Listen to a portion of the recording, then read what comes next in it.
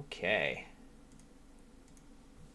let's make sure that we are actually live. Looks like we are. And hello, world. We are back with day 3 from Niagara Falls. The final 6 games here at the Harrow into Birds channel. And today I am joined by, it's a very special treat, Matthew Tunnicliffe. Good morning, Matthew. Thank you for joining me. Good morning, Will. Yeah, thanks for having me. I've never done this before. Looking forward to seeing what it's like and finding out if I'm any good at it.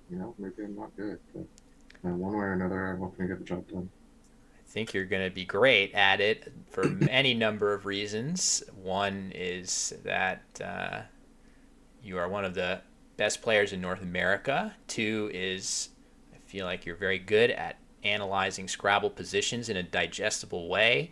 And the third is that you are one of the head honchos. I don't know if that's the right word, but you've been an Ottawa Scrabble Club member for a while, so you probably have insight into the game of our streamer that few people can offer. So here we are, we're It's underway. true. First rack, not great though. Yuck. Oh boy. Wig out. Oh man, that must be so tempting. I think she'll talk herself out of that. You think so? It looks a little wordy, but not wordy enough. Yeah. Um, Wig out and pig out. One of those two is a word, one is not. Yeah. There's really nothing that stands out here. Like she's just gonna have to. This feels like a turn where you shuffle for 2 minutes and then play something you don't like. Yeah, So for what that's sure. going to be, it could be wig, setting up your T for twig. At least that accomplishes something.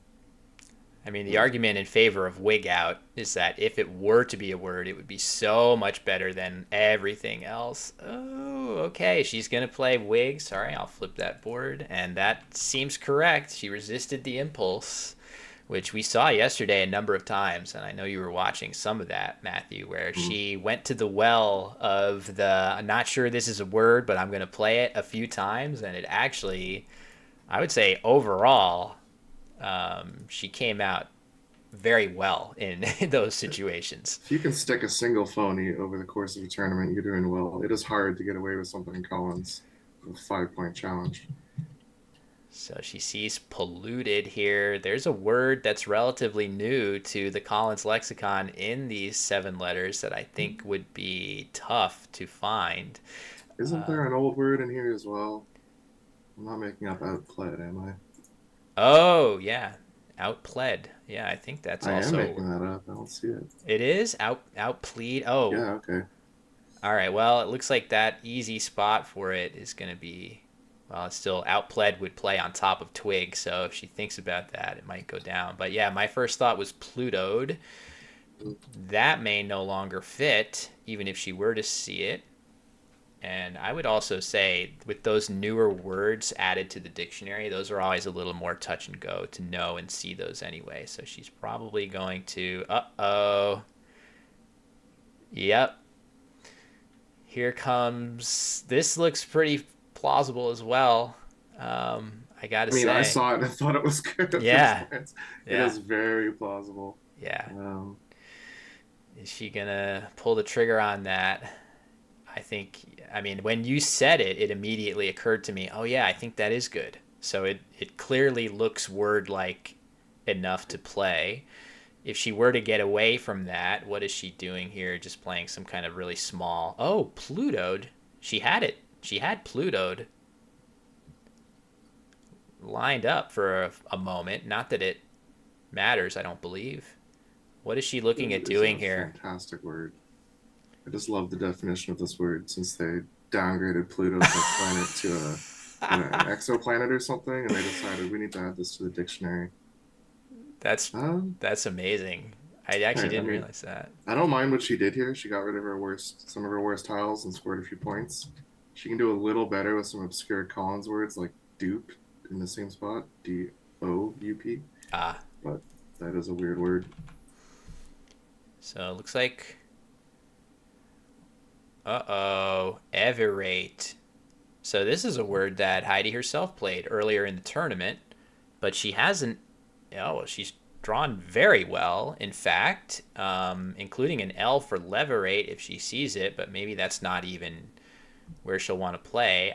My gut tells me, though, Matthew, that she's going to have bingos available here, but they might be tough to find. Or is there anything that's like a gimme with these tiles? What would you consider a gimme? She has hoplite in a few spots. Um, kind of a common vocab word if you're into Greek history. Which I Um, am. We were talking yeah, about that's hendiades. Somebody gave hendiades in the chat yesterday, and yeah, I had to flex on it that I know what that's that what I is. learned about your classics degree. Wow, that was instantaneous by her. It took her all of 1 second There you looking at go. those tiles, so you were I right. suspect that you would find this one. She does have one from the eye, at least one. It's not necessarily the highest scoring play, but it Oh, might be safer than hoplite. yeah, interesting. Didn't even think about that, but I see it now that you mention it. But yeah, Hoplite is going to be just fine. She's got to think about where she wants to play it. Interesting choice. The nice thing about this is, unlike Hoplite, which if I draw it on the board for everybody, Hoplite here would kind of open up one and only one scoring spot back to Rodney, whereas this creates a lot of volatility. And again, sometimes that's nice, where if she draws something good, it guarantees her a chance of hitting a triple next turn. I don't know what I think I don't mind this that much, Matthew. I definitely prefer it over the other placement of hoplite. Uh, Ideally, you're opening no scoring spots, but if you are going to open one, you might as well open two. Yeah. So your idea, isopleth, I think, down here, Isopleth, yeah. probably the safest, but that one, oddly, that one is an anagram of the plural of hoplites. So if Hmm. you knew hoplite and had studied deeper into your eights, you might have seen that one, but it's possible she only. Oh, look at this. Nice. We like that draw. The second blank right away. And I feel like she'll have at least something decent to score with and leave okay. I don't know if she's going to have a bingo here. I'm looking around for it. I mean, there is that weird Collins only surviewed. That was the first thing I saw, and I hoped that there was not going to be an E open, because that is an ugly looking word. Yeah, extremely. That's got to have the Spencer parenthetical attached to the Yeah, for sure. definition. Let's see. Yeah, there Define. is a seven-letter word. I think it's been called out in chat by 64-bit Scrabble. It is a tough find, though. Very tough. Yeah, Burweed. Oh, look at that. She's got it. She has much Hmm. of it lined up. She almost, if she would just have moved the blank, yeah, there it is. Yeah, who knows if she's actually looking at that as a V? Like weed is the first thing you're going to line up on this rack, and Yeah, hopefully she's seeing this as her weed, and hopefully she talks herself into it. It's a very impressive find if she does.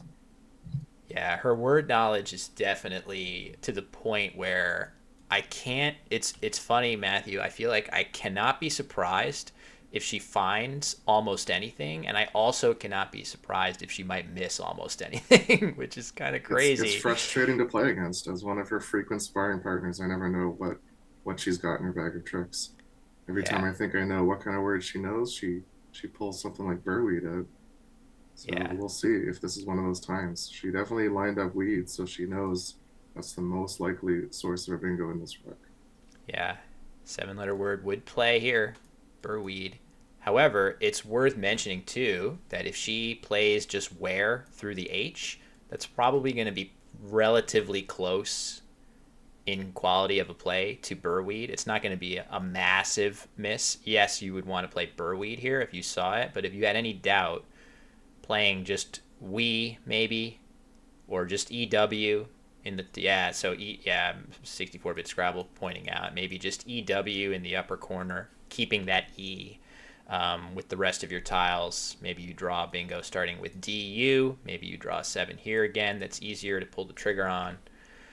So There is an even fancier option available. She can underlap hoplite using most of her letters with weeder.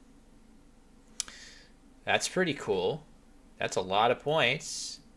It Going. is, and it's not an intuitive spot to look on this board. You're not really playing through that H, and you're unloading all of your bingo tiles. But you're keeping your blank. You're squaring 46. It does a lot of things that you want to be doing. Yeah, it's a lot of nice options here. I feel like the nice thing about them all is they're close in quality. So she doesn't. Hmm. If I'm sitting over the board, I'm certainly agonizing and trying to find a bingo here. Especially if I could find one starting with W, that would probably be the best play with few. But we like this for her. This is Burweed, fine. Yeah, yeah. If you're not sure of Burweed, why not? This got to be about as good. So let's see what she draws. yeah. You would only play Brayweed here if you're 100% sure it's a word. Otherwise, EW is just too good to pass up. Rodney ready to play quite fast. Let's hope that not all 7 tiles find their way onto the board here. Brack, okay. No EN, no ET. And an S. 2 S's. Look at that. Heidi draws SS. That is fantastic news for her. You will find a bingo with this for sure. I think hooking Brack with an S is probably the most appealing spot on the board.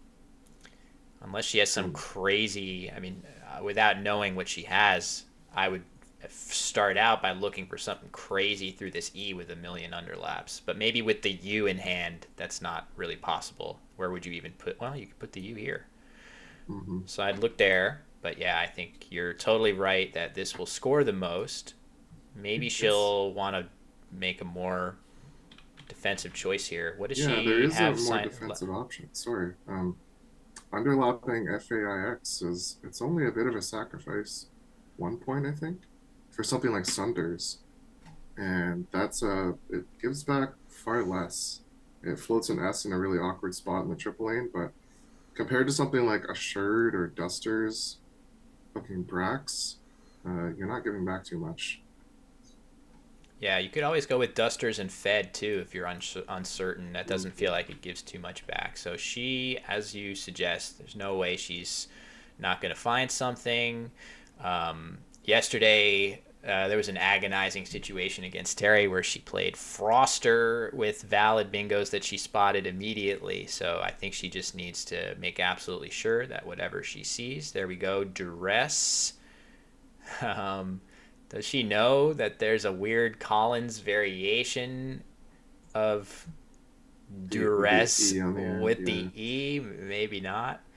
But yeah, we'll see. Hello, there's lots of people in the chat. Thanks everybody for stopping by bright and early today. Nice to see you, Yasmin, on a 5 stream streak. That is some real Heroin to Birds fandom right there. Thank you to Big Bad Dirty Dog. She'll be checking in between rounds, so if you stick with us, you will get a chance to pass along the good vibes to her.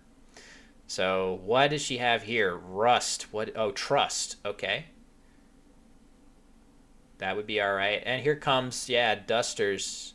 I think this, a lot of choices here for her. This seems safest in terms of what it gives back. Yep, she's only giving up a few points, and she's gone with the most defensive option. And when you're taking a lead, which is what she's doing, you might as well trying to limit the options your opponent has to come back. Yeah, it looks good. Hello to Wei Bin. Yesterday, Wei Bin was here for the start of the stream. Then he went to sleep and then woke up and was back in time for the end of the stream, which is that's great that that's possible. I would not be able to sleep with such fantastic streaming coverage being on, but to each their own. Um, hey, Evan. Good morning. So let me flip this board. Sorry. Rodney's been playing really fast, but I feel like Heidi has not allowed that to rattle her ability to play with decent pace, not overly quick, not overly slow. And she's drawn.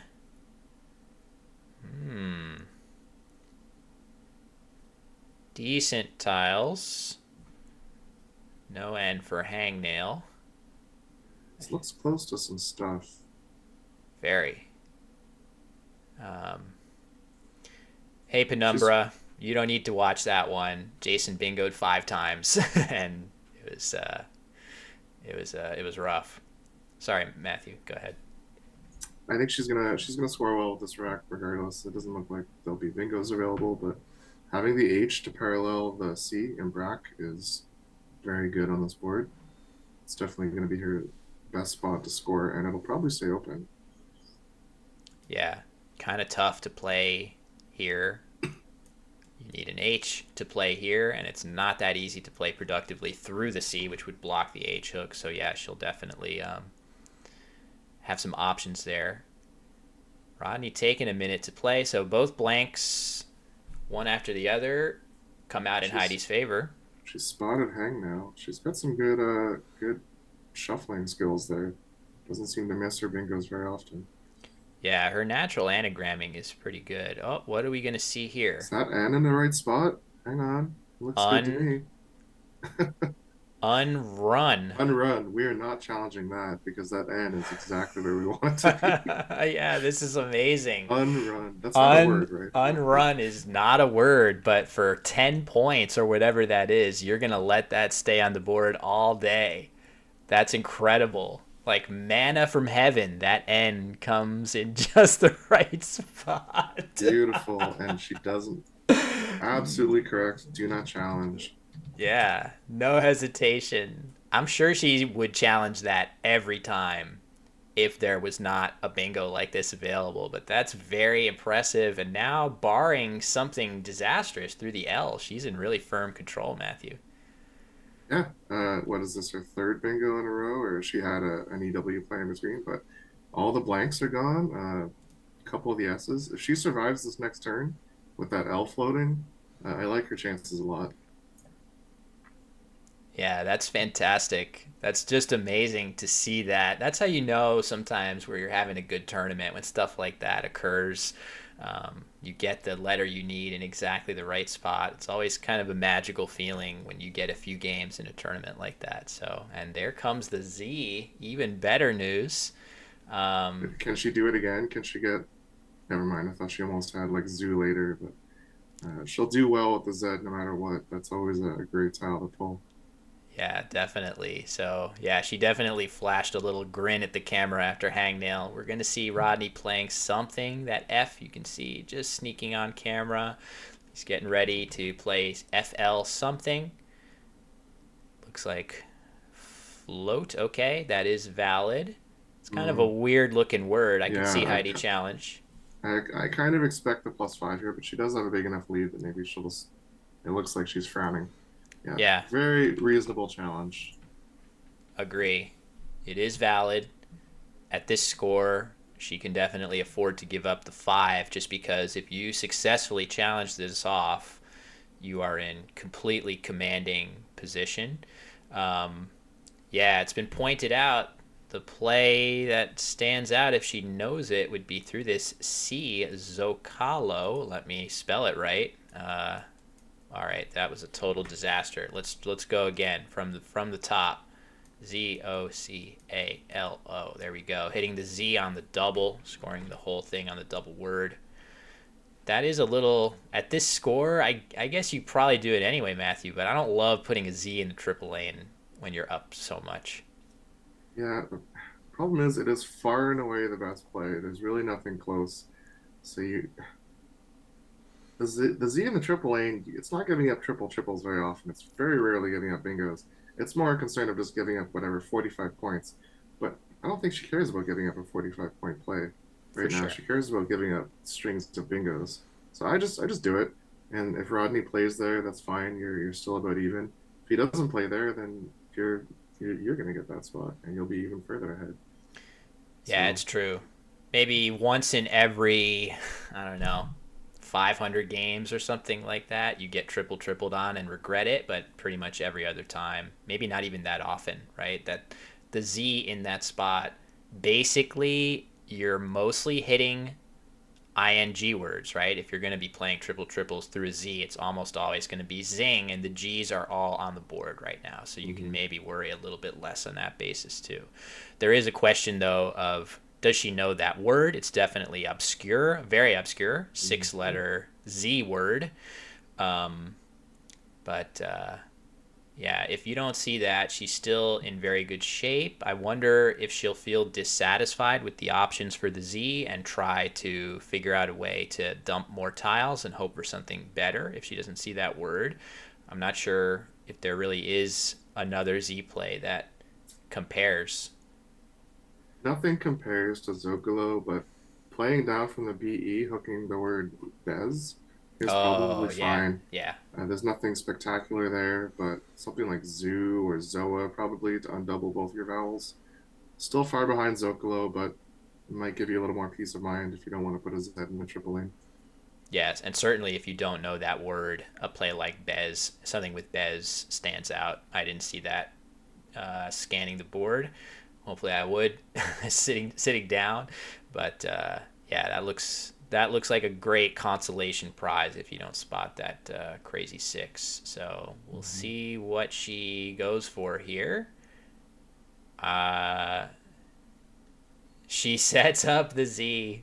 So the thing I kind of like about keeping the Z, Matthew, is if you draw one of the three R's, you're going to come back with Izar, right? So there are some upside Okay, type yeah. plays of keeping it. That was the thing I was thinking about. If she draws that R, she's going to be very happy because then she'll have two spots. Looks like one of them is getting blocked potentially by a bingo. Eloined, Eloiner. Okay. Well, um, bingo for Rodney. It's definitely going to cut the gap quite a bit, but she's going to respond with a Z play pretty fast and go back up by about a bingo, I would say. Yeah, and you can see this is the kind of rack that Zocalo would have done great against because he would have had to leave that Z alone, play his bingo, and then Heidi gets to play down from the Z. That's why you shouldn't be afraid of a play like Zocalo. I think the issue is she didn't see it, but she'll still do well this turn. She smartly set up her Z, and it'll play for lots of points. Yeah. Only question is where, but she definitely has now, thanks to her play of Cole, plenty of options. Curious if playing alongside Eloined, the thing about that I would be thinking about is if I'm playing my Z here, what do I need to do to sort of minimize the risk of reparallels here? Because it's definitely possible with the D's and the N's lurking. You could get hit pretty hard, and it looks like she's going to remain patient. This is kind of cool too because she could draw more stuff like Zoom or other things. She's doing the Nigel approach of just holding on to that tile. I do worry now though with the score as it is that one more good play from Rodney could be a little scary, and there are plenty of good tiles left. Two S's, decent bingo tiles in there. So let's see. She's got to eventually cash that thing, Matthew. Yeah, that was a very patient play. She might have had the same thought that you did that her Z plays parallel to aligned risk giving back more parallel plays. There was a safer option available. Matza through the A in Brack doesn't really give back much and scores a whole bunch. And this looks like kind of a disaster scenario. Wow. Another bingo for Rodney to take the lead, also blocking the easiest Z spot on the board. Yikes. Yeah, that's brutal. Um, and now I guess I'm trying to look around and you still do have Zinco here, which is going to help a lot through that Yeah, N. she'll be okay. It's going to be a close game. Yeah, it's certainly tightened up. I think she sees, yeah, there we go. Zinco. She spotted it. Nice. And it's going to put her back in the lead a little. The thing that's a little bit of an X factor is the Q is still lurking along with the J. I feel like just looking around the board a little bit, the Q is not necessarily the easiest to use, but you could see plays like QIN right here Hmm. be pretty damaging if Rodney has them. Um, she's going to go for it. It's going to put her up a little.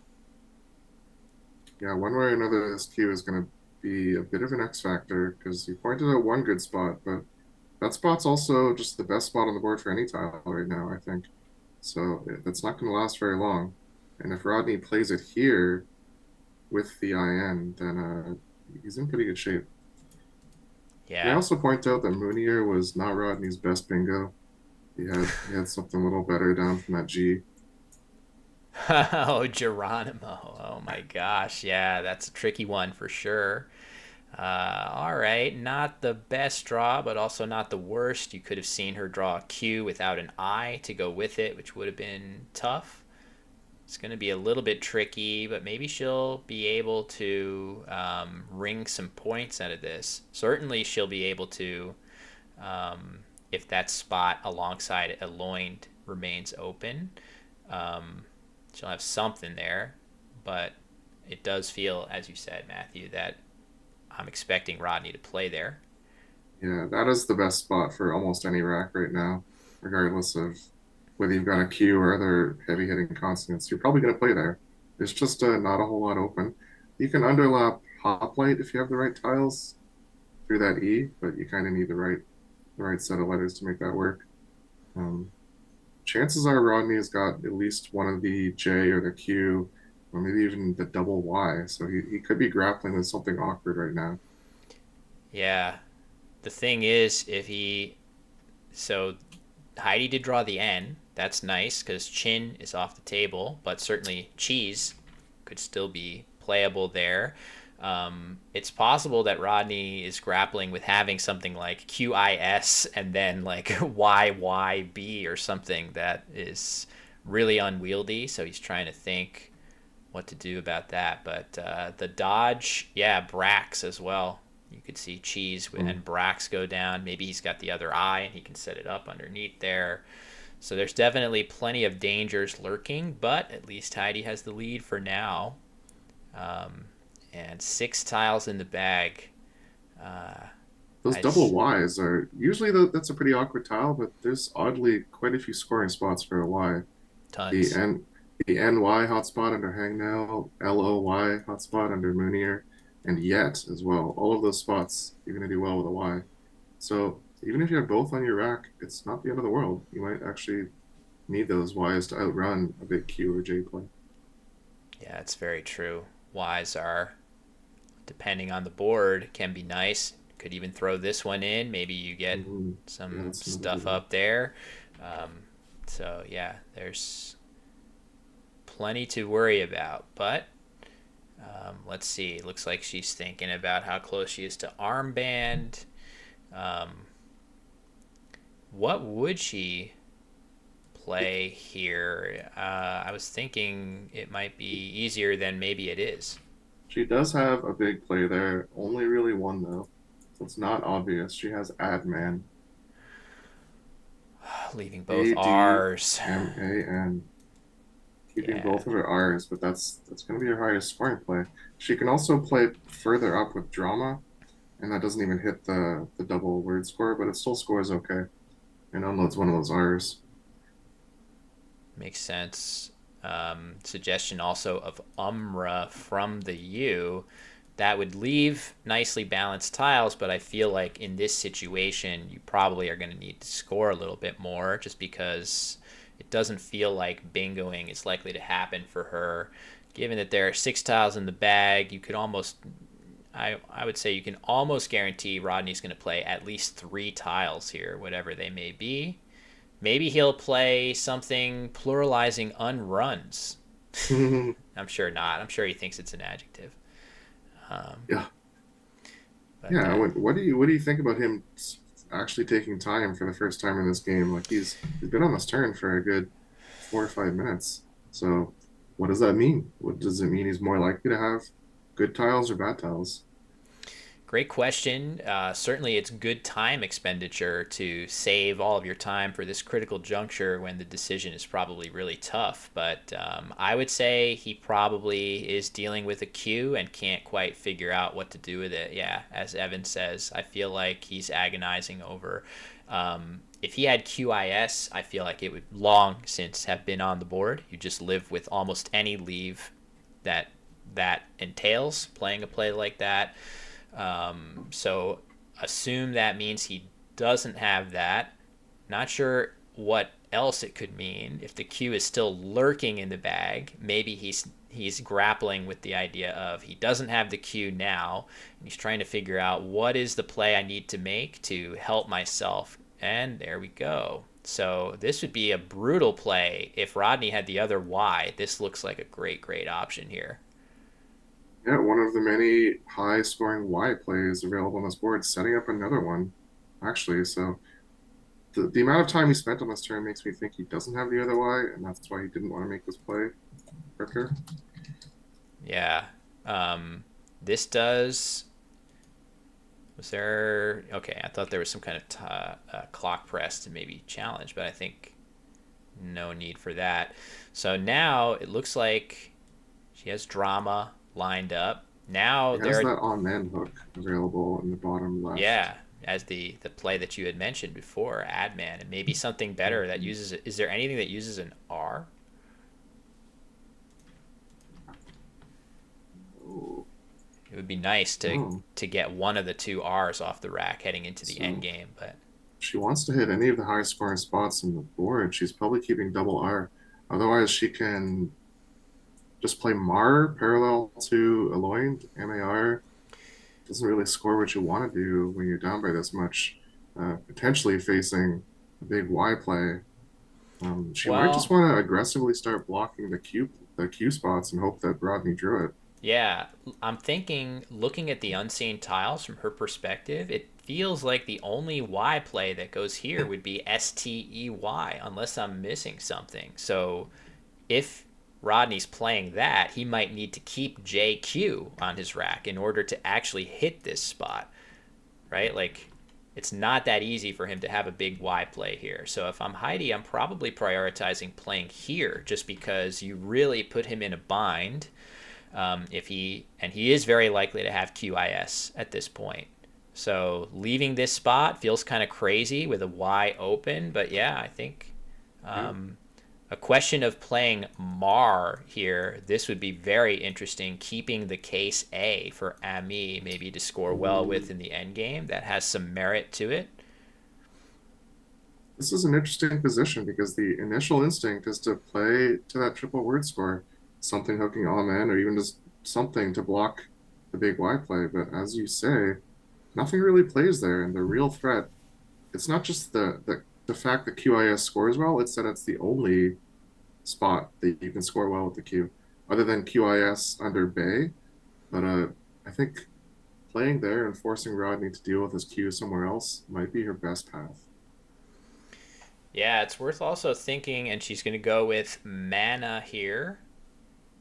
Again, very reasonable to try to cover up that lower triple, but in a lot of cases here, it's gonna be rough because either Rodney has QIS or he doesn't, and if he doesn't, given that there are both two I's and S's in the pool, it's probably because he doesnn't have the Q and Heidi's going to draw it. So there are a couple bad outcomes here. Either she gets hit with the big Q play or draws it and is in a world of hurt in this end game. So we'll see which one of those it is. TEY. That's pretty good because now does she have anything she can do with this? It's tricky with six tiles, but now at least we know that Rodney has both the Q and the J, and it's going to be somewhat unwieldy. I guess the problem is it's going to be really tough for her to actually go out and end the game. If she could do that, it would definitely be maybe a winning scenario for her catching Rodney with the J points. But it doesn't feel like that's happening, Matthew, on this board. Yeah, Rodney's going to get at least two more turns in this game, and that's all he's going to need. Play off the Q, play off the J. However, it seems like Heidi can still win this Is because that so? Mana just blocked the QIS spot under Bay. Now there's one other good QIS spot parallel to a Loiner. Oh, you know what? Never mind. I, I I just assumed Heidi being on turn, which she is not. So Ah, okay. Rodney does get to play first.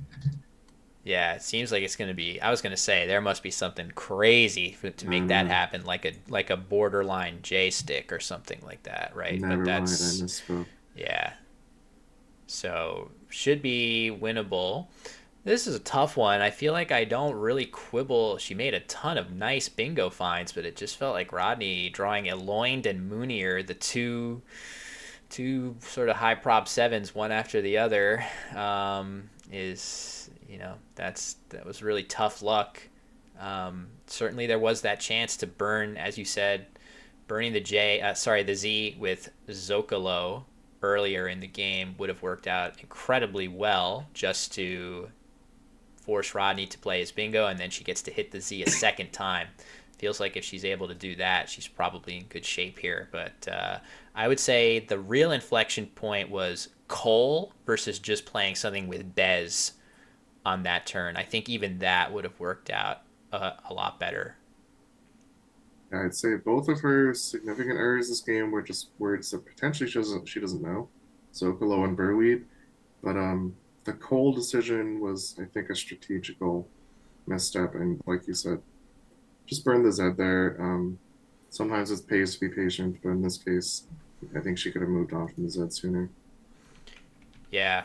I mean, we're probably, three cheers for Heidi if she plays Cole and then draws an R and Rodney doesn't play a loined, right? We're saying, wow, that's awesome that she saw the possibility of fitting the Z right there. But that is a little bit aspirational compared to just playing it now. Actually does quite well on the scoreboard, about as well as playing the Z would have next turn, right? You can just get those points now instead of make that setup. So, again, though, pretty high level as far as mistakes go. And I'm definitely wanting to blame Rodney getting two baby bingos out of the bag, Mhm. one after the other, into a pretty unappealing pool that had, um, Q, J in it. There's a lot of positives to take away from this game as well. I liked the play finding from Hoplite, hooking the L into Ever8, and then Hang Now, which she spotted even before the end was on the board. So she did well to get the big lead, but like you said, just some unfortunate sequence of events to have that lead taken away from her. So, 64-bit Scrabble suggesting that her best play is Rammet and Manat, which is very tricky. Threatening Derry, is that, I guess, just through the R of Munir? Does that require Rodney to, like, block that with Jin if he wants to win or something? Um, I don't know. Feels like she can now somewhat know that it doesn't feel like Rodney is going to go out on his next turn. So even though she's down by 36, um, yeah, Rodney's best play is SEIR. That means he has to. Where is that even? Is he talking about this? Saving the J? I guess you have a couple places for it here and here. Sounds like a tricky endgame. I would say that the odds of the players playing this the way the engine wants feel kind of low. I'd say Rodney has much more room for error here. Even if Heidi plays perfectly, he'll probably have multiple ways to pull it out. Mm. Um, Even just something like Ahi's down from the A and Hang Now, AJIS Oh might yeah, score enough. yeah, Or like Jism on the left hand side also scores pretty decently. true. Yeah, those are pretty findable plays. You don't have to have the whole sequence mapped out to come up with either of those. So yeah, tough one. This is definitely a tough one, as Starcasted says in the chat. It's a rough one. I don't think she's gonna feel super disappointed in this because there was a lot, as you said, Matthew, for her to hang her hat on with all the cool bingos she got to play, and I don't think she's going to be super bothered by actually losing the game when she had so many good moments in it. But yeah. Still a pretty solid performance. I mean, she's played at a very high level overall. Is that something you've noticed at all, Matthew, in club? Is like, are you feeling any improvement I coming think from? so. Yeah, I mean I told her a couple weeks ago that you're playing a lot more weird fours and fives than you're used to. Like, have you been studying more short words? And we've seen her on stream pulling out more words that would be above her rating, I think, typically, and winning challenges on them sometimes. So she has been studying. I know that for a fact, and it's paying off. And yeah, I would agree that she's not the 1400 player anymore that her rating might indicate. She's improving. Whoa! Look at what they're saying in the chat. If you have it open, Matthew, that's crazy. Mm, If she were, so first of all, she might not know Ramit or Manat, but if she did, and induced Rodney to block something through the R with just gin, let's say he only saw dairy, that would allow her to play redry and gin. That's kind of Yeah. cool. It does seem like among the more realistic tries. She's going to play Terry instead. I don't really blame her for this. This is not an easy situation to come up with any kind of winning pathway. A lot of end games aren't necessarily about finding the winningest play, but finding the play that makes it hardest for your opponent to win. So setting up a trap like Jin there could work. Every now and then it will work, and it'll feel great when it works, but sometimes it's the best you can do. That is one of the few things that, if you were to actually consider that, and I think it is fair to consider it a Scrabble skill, that is the one of the only Scrabble skills that you could say Nigel Richards is not the best at. He's completely uninterested in that. In fact, he doesn't care about stuff like that. He only wants to play the mathematically best endgame, and he assumes, ever the optimist, he assumes the best of you, that you are also going to play at that optimal level, which is unfortunately, that is we are all flesh and blood human beings and can make mistakes, and there are certain end games that are much harder to play. So yeah, Yeah, there's something to be said for taking a more human approach to Scrabble. Like if I'm sitting in my opponent's chair, what do I not want to see me play right now? What can happen that can make this game as complicated as possible? And give your opponent a chance to lose. Give them an opening where they can blow it, and sometimes they will. And I would agree that might be a weakness of some of the more robotic players out there. They won't always consider these kinds of things. yeah, it's kind of fun too to think that way. I feel like it's just more fun than to just calculate numerical sequences, is to involve the human element. Um, so yeah, we understand 64-bit, that you just play Ramet if you are playing optimally, and you play it if you want to set the trap in this particular situation. But there are general lessons to be gleaned from any game. So yeah, back to Rodney. He is up by 20, holding the J and some good flexible tiles with the S. It certainly feels like he's going to be just fine to play any of the plays you mentioned, Matthew. Just getting the J off for a decent score. That's going to do the trick. And RD doesn't feel like it has super many options here for her. I guess word off of the WO in the upper corner seems all right, but It's the best that I saw. Yeah. yeah, just a great game to start the day. A lot of awesome finds and cool ideas. But yeah, tough one. But I don't think she's going to be too broken up over this. She got to play Hangnail, Hoplite, um, another, other pretty nice plays besides. So we move on. I think, just to look ahead, I'm going to get a look Yeah, at this was a the. cool game and a rare intentionally accepted phony, which you don't see very often, and lots of bingos. So the kind of thing that gets your blood flowing for the first game in the morning. Yeah, without question, this is a good one to start. Her next opponent, I know that the pairings were set, so let's see here. Her next opponent, oh, is she, wait a second.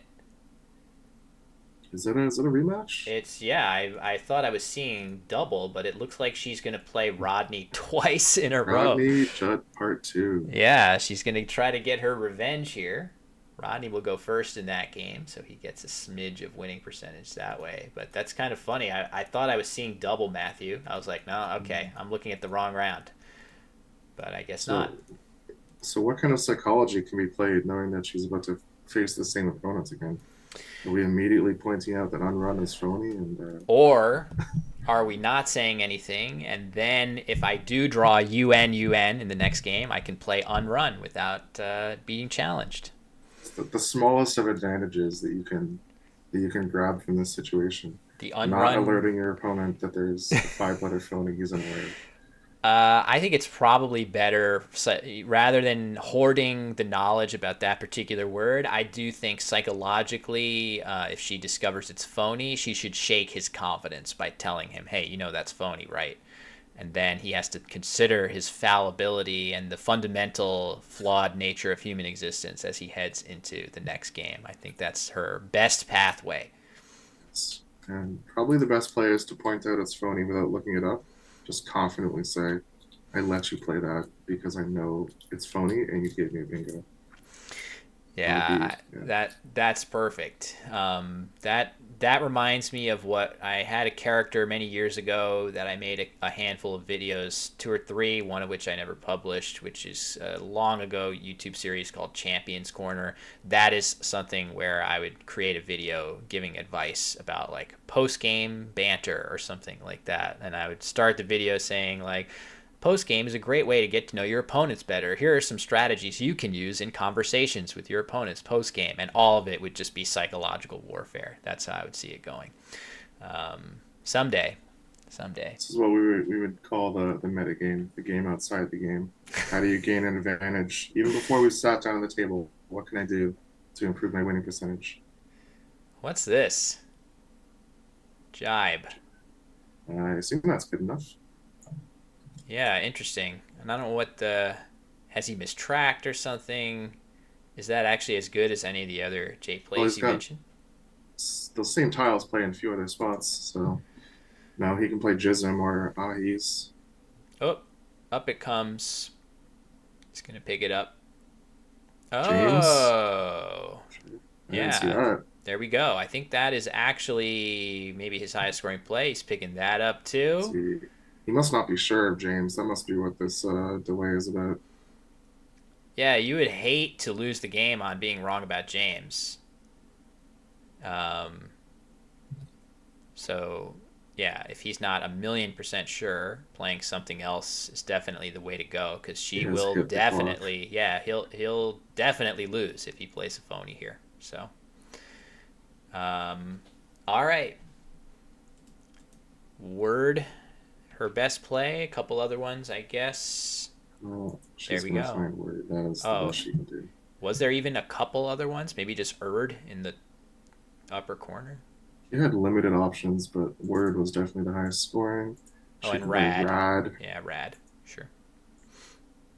Makes sense. She can play Rod at the bottom for her opponent, Rodney. Yeah, if she had an N, she could play Rodny and see if he could challenge himself. It's not the right spelling, but all right. So there we go. Game one of the day in the books. Tough loss, but I definitely think she'll be okay with this one overall. A lot of really nice plays that she made. We do have the ability to cut to the overhead, or I guess the phone timer is giving us audio, so I'll do that right now. Let's see what they're talking about. Me and yes. I didn't want to. I don't know. I have no idea. I know you would have challenged it. Yeah, yeah.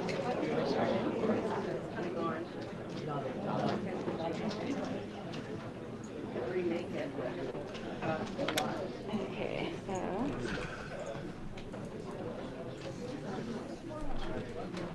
447? James 471? 4 4. Oh yeah. 4 4 7 4 7 1. Yep. Great game. Thank you. Yeah, Manos takes S. James would have been killer. I didn't even see that. I didn't know that word. Because So James is good, right? yeah. No, I was Man sure is about good. James. Man Yeah. is I was good. I had no idea that that was good. I thought I was leaving art here, and then I was like, oh, RO is not a word. Silly. Anyway, I'm gonna call my peeps here and see what's going on. See if this will work today. Oops.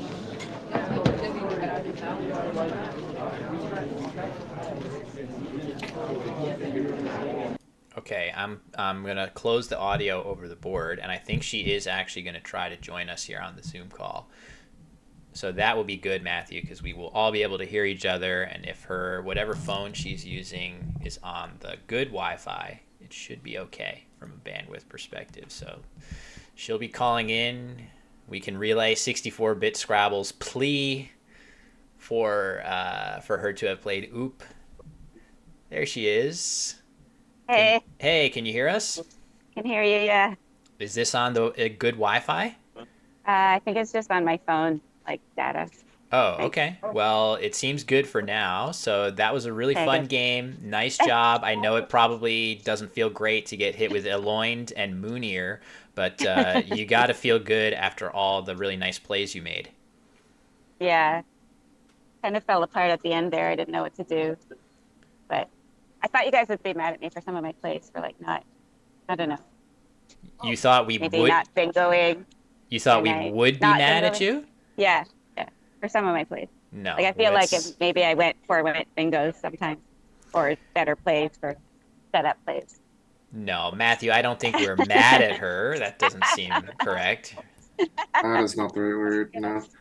Intrigued. Intrigued at you. At some of Yeah. my choices.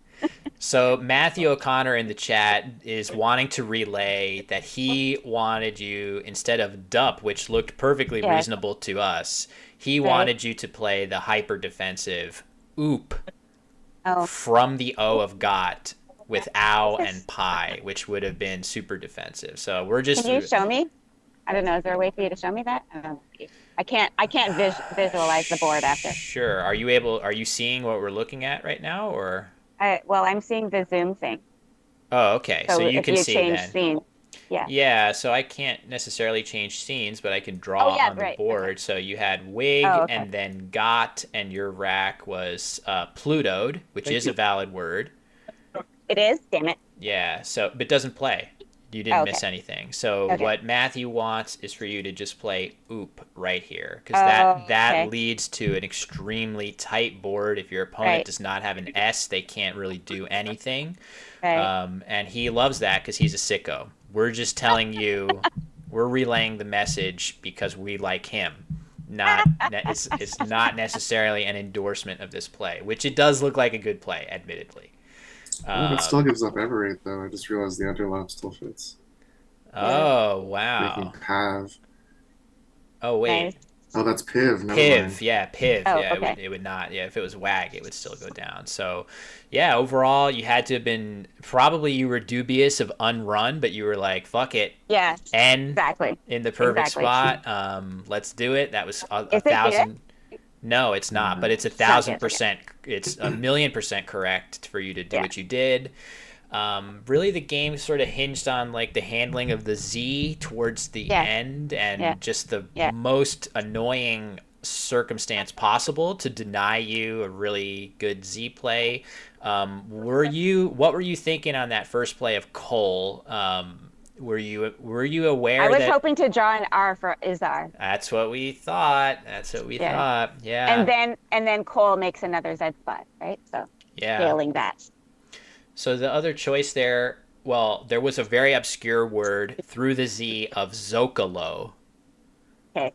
Yeah, if you don't know that or have never heard of that, But I was also thinking Hamza plays there, but then I was like, oh, both H's are out anyway. Because I kept MZ, whatever, right? what word is that? Sorry. Hamza? Where does that play? Oh, I didn't, yeah. parallel on the other side? So over Cole, right? Oh, sure. Yes, right. That's true. Yeah, if you draw that, you can get a nice big Hamza there. The only other choice would have been if you saw that BE was on the board after the Brack play off of Yeah. the E of Everate. You could have just played Bez right Yeah. there, right? So Yeah. BEZ going down. That would have been the other way forward. But if he doesn't I play, had Bez on that rack? yeah, you could have just played. Or do you just mean play something with Bez? Yeah, hook the Making Z Bez. onto BE, go down, and move Well, on. I was greedy and I lost. I wanted to get more points.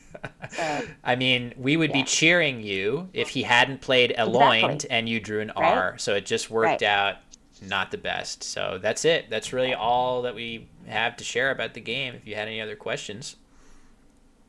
I don't know. It's hard for me to think about it when I can't see the board is not there anymore. And Yeah, like it's okay. As long as if you're looking at your score sheet and you had a question about anything, we could answer it. But I think it's all good. EW, that play, ew. That was great. Yeah. So you Like that? you had Burweed on your I rack. wondered what weed I had, but I couldn't know That's for exact. sure. I thought burr weed, but I wasn't sure. That's exactly what we thought. And EW is a great play. You're leaving an excellent bingo leave. It's probably a I better thought play. I So thought that H was too dangerous to leave open. yeah, you're scoring So well. Going to bingo next turn all the time. So that was a really good play. So you're once again, that was a very well played game overall. what about dusters? There's so many choices there.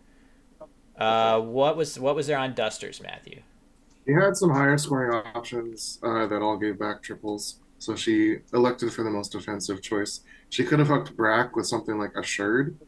I think that was a few points more. She could have played under FAIX with something like uh, Sunders. Again, just a few points more. She took the play that gave back no triples, which was perfectly defensible. Yeah, nothing that much better.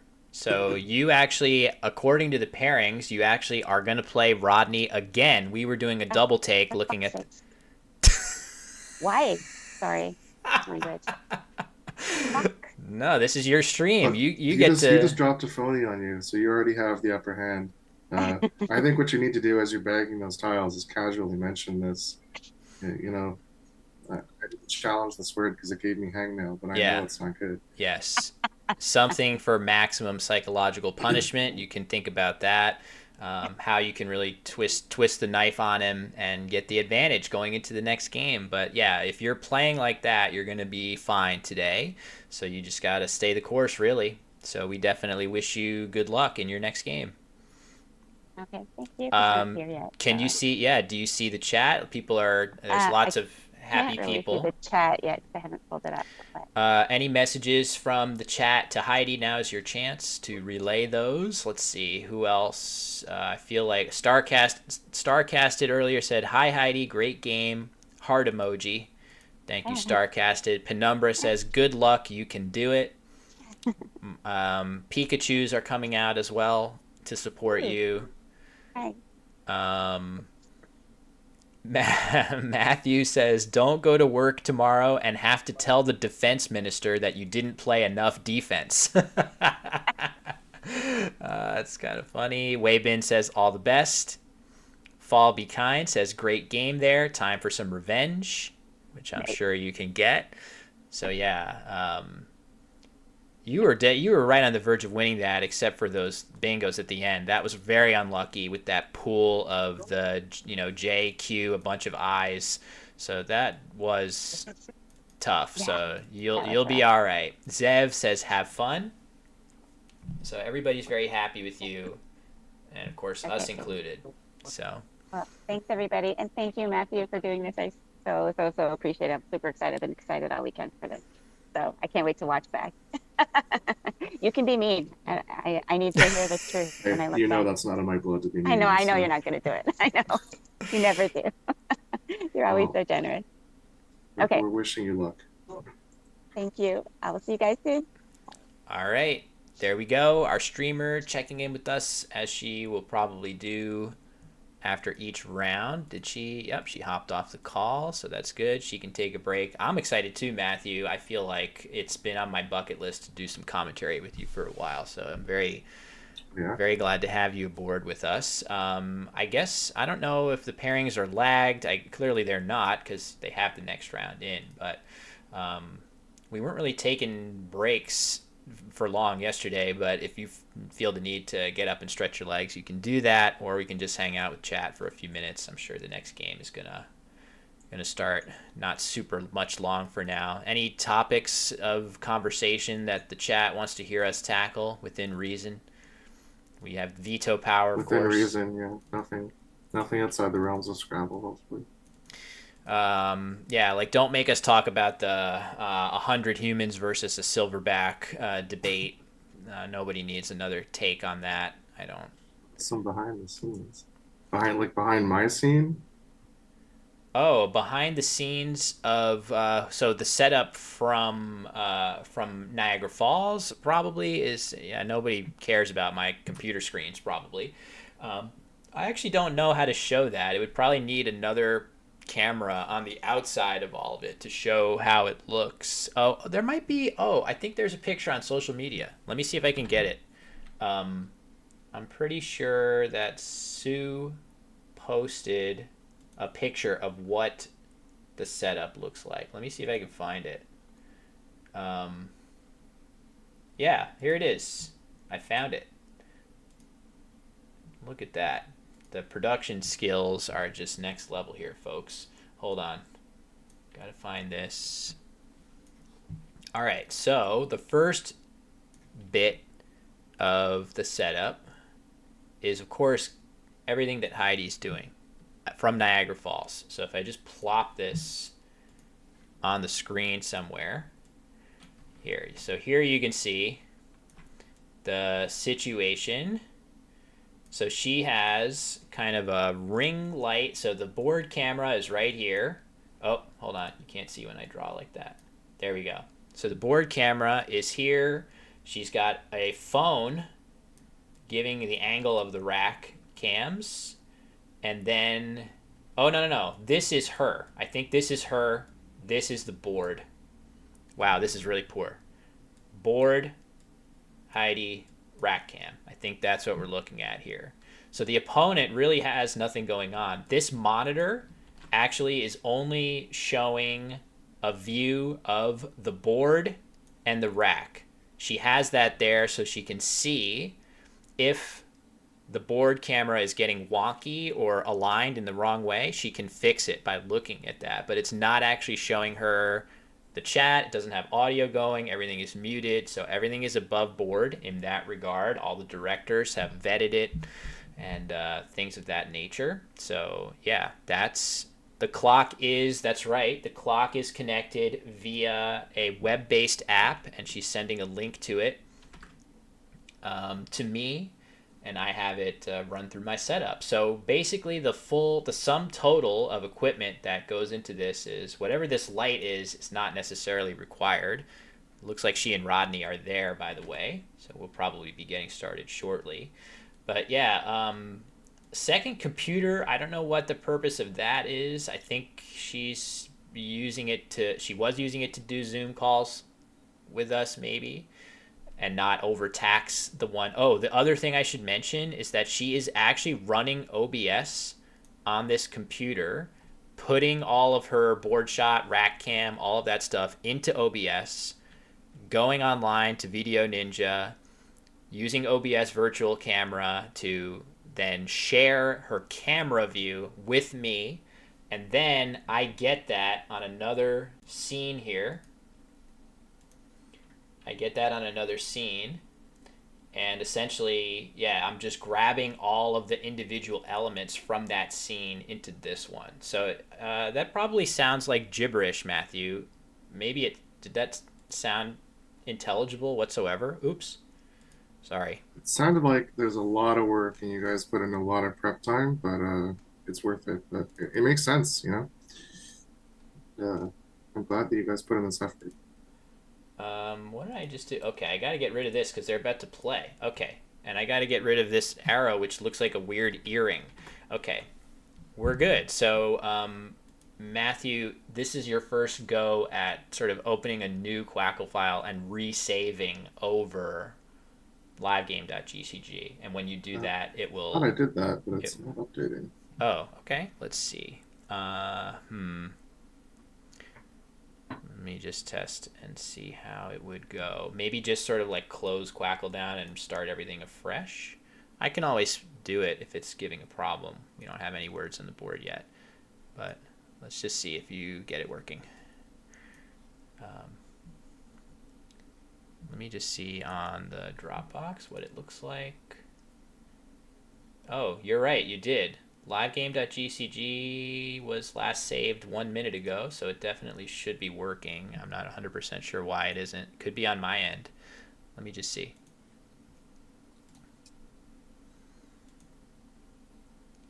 Save as.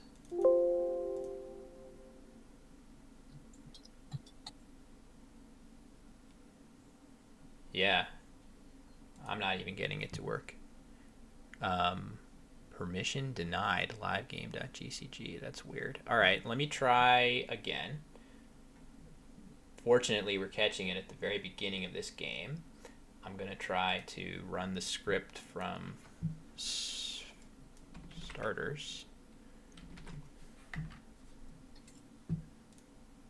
Hopefully this works.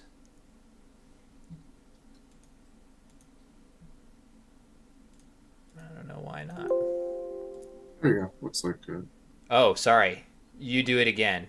I did it as a test and zeroed it out. If you do it again, you'll save over my test file. There we go. All There we right. go. All right. Whatever you Yeah, did. no, it's all good. So Doi was Rodney's first play, and now Heidi with VWBP. Not an ideal combination of letters. I think she probably is doing about as good as she can here to play Yeah, Va. I like Va. She can play it on top as well. Not a huge difference. On top is a little more defensive because it's harder to play on top of WO as opposed to underneath it. But with the addition of OWO, that's not as true as it used to be. We've seen that word a couple times on stream yesterday as well. So this does feel like I agree that with an S in hand, it might be nice to, well, I guess that's true, right? I mean, S, I guess you still have plays with like, you could play a Z or a D or an O. There's definitely still underlaps. So it's probably very, very close between which VAW to play. I would defer to a sim on that, not being really able to evaluate it. But she does draw the Q, which isn't great, but something like QIS would be pretty lethal if she's able to get it down.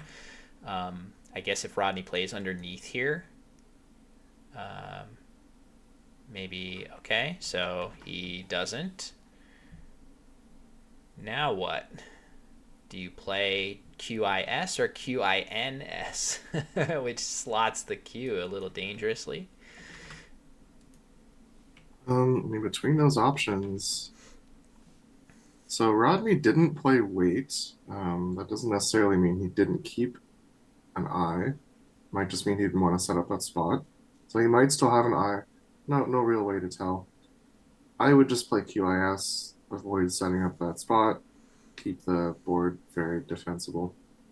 It's not the most exciting choice, but if she had another N where she could re-overlap QIN again, I'd be okay with QINS. But I like keeping the N here because if he does have an I and he plays parallel to the Q, making QI, then she can re-parallel with QIN. That makes a lot of sense.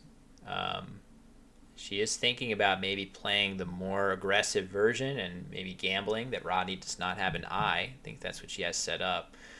Maybe, I mean, there is definitely some logic to that just because keeping the three consonants instead of the two, a little bit worse for your rack balance next turn. So there is upside there. Also being pointed out that you don't even have to play on this turn. You can exchange down to a 5 tile lead of spine, which is strong enough to warrant taking a 0 on this turn. Force Rodney to play on this board instead of you, and maybe he'll open up some more lines. Yeah, I think a normal person would have said the five tile leave of snipe or spine, and that's what makes 64-bit Scrabble such a special individual. Yeah. He is unafraid. So yeah, to call the leave what it is. So let's see what she chooses. She's gonna take the more defensive approach. If Rodney has an eye, this feels definitely safer. So you just give back so much more every time he has an eye, and that is one of the most common tiles in the set. That it does feel like a potentially warranted defensive move. So good job. I feel like this is another evolution. You mentioned that Heidi is studying a little bit more than in the past. I feel like she has also shown a willingness to play defensively more than I'm accustomed to. Yeah, this is such a small adjustment that could have huge repercussions for the next couple of turns. So I really like this choice. Um, so rather than being punished by an eye, she's now in a position to punish if Rodney has the eye because he'll parallel forming QI and she has that N to form QIN. So I like this choice. Very small difference, but probably with a bigger outcome than we think. Yeah, depending on what the overlap may be with Chi, she could really hit that hard. As you say, these tiny nuances, and then there we go. We're about to see an eye was on his rack. Is he going to play Doit? He is. Um, Not sure what she'll be able to do, but definitely she's going to be very happy that she. Oh, I guess she has Zendo. if she wants it through the D of Doit, which is an unanticipated outcome. Still a nice one, nice outcome. Now, But this might be a position where you can be patient with your Zed because you don't have to play it this turn. You can play something like Born. Born. Oh, is a Born good? No, I didn't. yeah, just Borna. Yeah, Born. But yeah, I think Born holding on to the Zed is not too bad, and it'll give you a chance to actually cash in on that QIN that we set up last turn, which always feels good. Cashing on your plan. But Zendo is also fine, and she has that lined up. She's probably pausing about the BRP leave that she has on the right side of her rack, thinking she wish she could do better. She'll take Zendo, which I think is fine. It's just so many points. I do like the idea of Born as well, and continuing to be patient.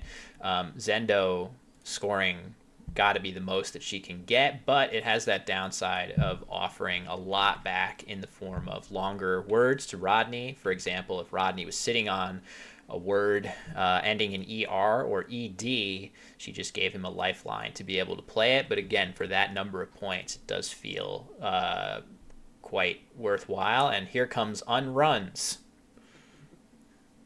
Uh-oh. Unshoed. Shoe? Oh, so this is the exact sort of thing that is really I guess, would this have somehow played after Born? Probably not. Um, or maybe yeah, I think it would have actually, right? Born? No, wouldn't have. So, never mind.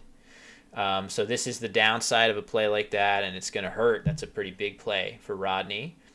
Um, but she'll still be very much in the game after her next play. Should be close to an even game if she can find some good points on offer here. Yeah, and it's hard not to be results oriented in positions like this. If she had gone with something else other than Zendo, she would have come out much further ahead because Unshoot wouldn't have played. But she made a decision, and it was fine at the time. She just got punished a little unfairly that Rodney had a perfect bingo rack that fits right in that spot.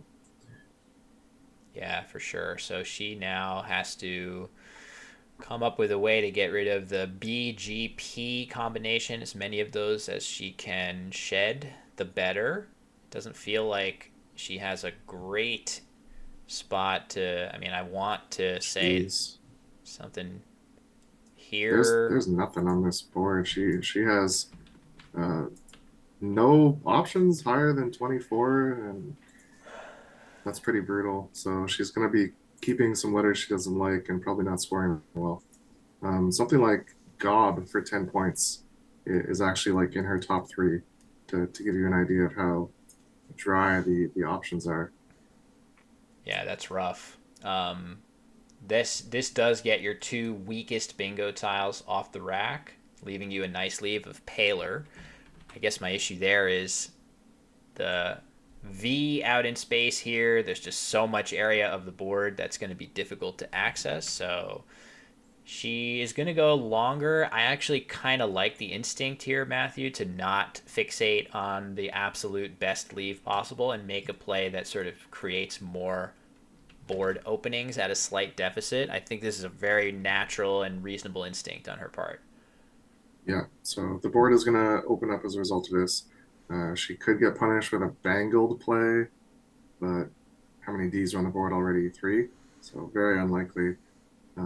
This will make the board more open for bingos, and she needs bingos. And the bingo she has drawn, Partier. I think she's going to see that every time here, as Rodney just playing my in the upper part of the board off of that B. Don't think this is going to take her super long to see, and that gets her right back in the game. So she's going to benefit from her choice, which there you go.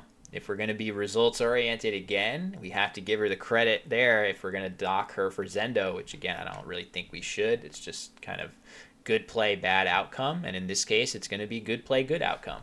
It's okay to be results oriented when the result is good. You should only be you should not be results oriented when it didn't work out. That's when you have to be like, shrug and say, "Oh, it's not my fault." Yeah, But in this case, agreed. she can pat herself on the back. She made this result, so she deserves this bingo. Yep. down it comes. No surprise. I don't think we've even really seen her miss any normal looking word that she's had an opportunity to sort of find by anagramming skills alone. The only words she's missed are sort of those weirder ones that might require deeper study into the dictionary to see. So I think we were very comfortable with her chances of finding that. And down it goes in short order. No surprise. I mean, there were some pretty epic ones. Oh, he's going to challenge. That's an interesting challenge. If that's Extra what's happening. five. Yeah. So interesting challenge because it doesn't give you. I would think if I'm Rodney and I challenge this and it comes back good, I'm thinking about this as a noun that I can put an S on, which is true. But we also have our stupid partyist, right? The comparative adjective. So if it comes back good, that should embolden him to put an S on it if he has it. But maybe he's going to think it's an adjective, and maybe she knows it's a noun. You can see that come into play. Yeah, it's a curious challenge in any case. I'm not really sure what to think of this. Is he going to be worried about the S hook now, or not? Because clearly we would think it means one who parties, but you're right. There is another kind of ridiculous definition of this word. So maybe he's thinking about that one. Instant response of the X bomb by Rodney, but depending on what Heidi draws, that could be a boon to her. Let's see. Oh, he hasn't made that play yet. I was sure he was about to. He But if probably he, put it on the board and had the same realization as you. That gives back an awful lot.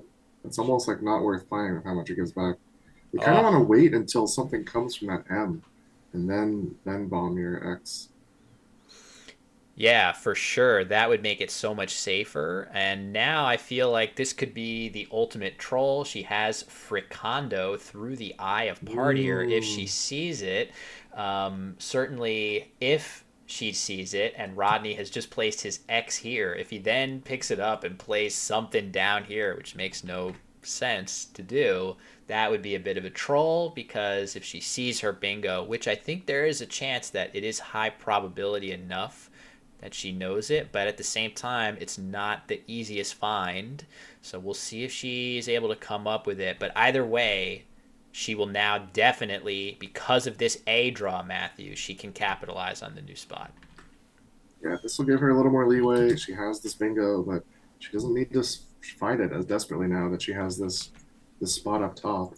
And blocking that spot up top isn't just scoring her a ton of points, it's probably taking away a lot of points from Rodney, who would otherwise play there. So you want to see her play for Kondo. It's probably only a little bit better than something like Frank or Franco in that spot for high 50s.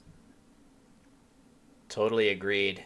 When you think about it, that spot with, from her perspective, many A's and E's still available for a play here. This is definitely the single most dangerous spot on the board right now. So taking it away is going to have a huge defensive benefit for her. So maybe she can be blissfully unaware of Fricondo and just be laser focused up there, and it's actually going to be better for her. So we'll see what she's able to locate up there. There's no way she's not sort of going through as many options as possible to try to come up with something good. Um, So there's not a ton of like there's Frank and Franco, and those are kind of the standouts up there. But if you're not seeing, oh, she sees Frank. Okay, well there you go. yeah, I was gonna say if you don't see that, then it's not really obvious what you do up there. So this is a good find. That's not a you're not always ending a word in NC. So that's there's some impressive play finding there. Yeah, agreed. If you knew that it takes an O, you could pop that on here, but that is certainly a more obscure word than just Frank the currency. So we are very happy with that play. Hopefully, with drawing five tiles, oh man, looks like another bingo coming for Rodney. Seems to be drawing nicely. He plays retaking. Let's hope one of those two blanks still Retake unseen would be great for retaking Heidi to takes an draw. S. Oh, yes, I think I know that now. This came up in a club game literally this week. So if she was sitting next to my board, then she will know that retaking takes an S. I was Nice. playing against Ryan Chapita and retakings came up. That So is good timing for that situation to occur. So, yeah, if she was paying attention to that, she'll have a little extra knowledge. I definitely do not think that is a word that feels like it, quote unquote, should take an S.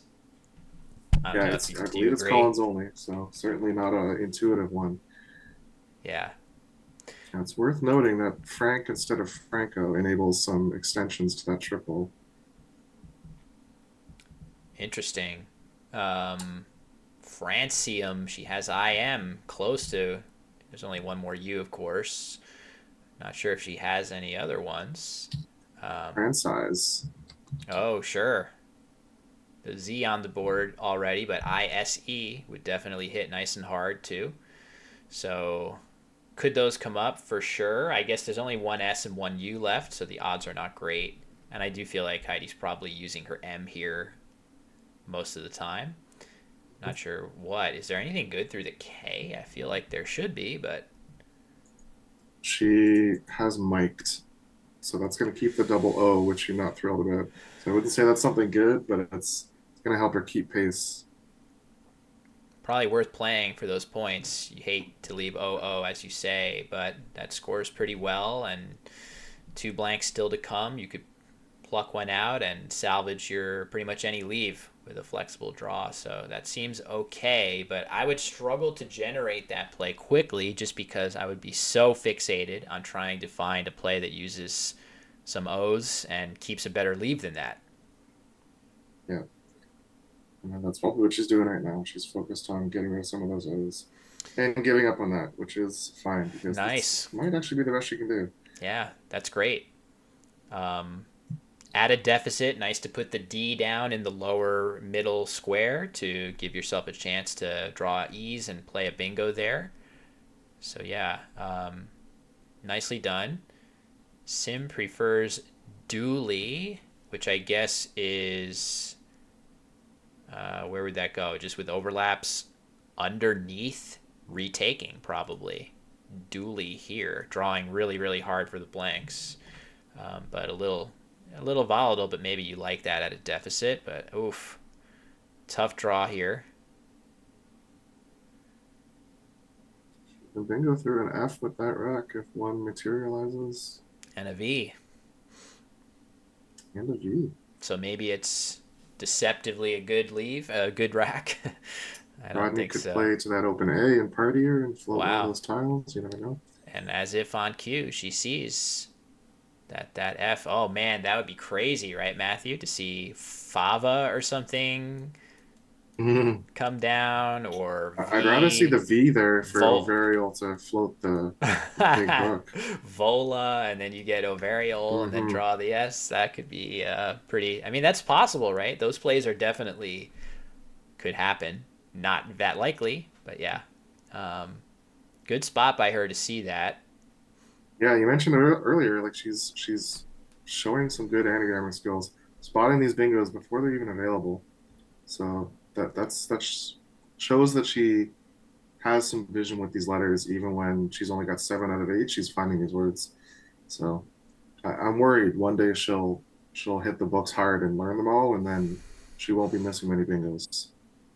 Yeah, that would be a scary thing indeed, because I think there are a lot of natural abilities there of, play finding, anagramming. The weird thing is when you hit the books hard, your natural anagramming skills sort of cease to be as relevant, I guess. So I think that is a huge virtue to be a great natural anagrammer at a lower, experience level. But then as you continue to train, study that dictionary, it starts to become a little bit more pattern recognition, and your natural anagramming skills can somewhat atrophy, at least has been my experience. Yeah, that's a good point.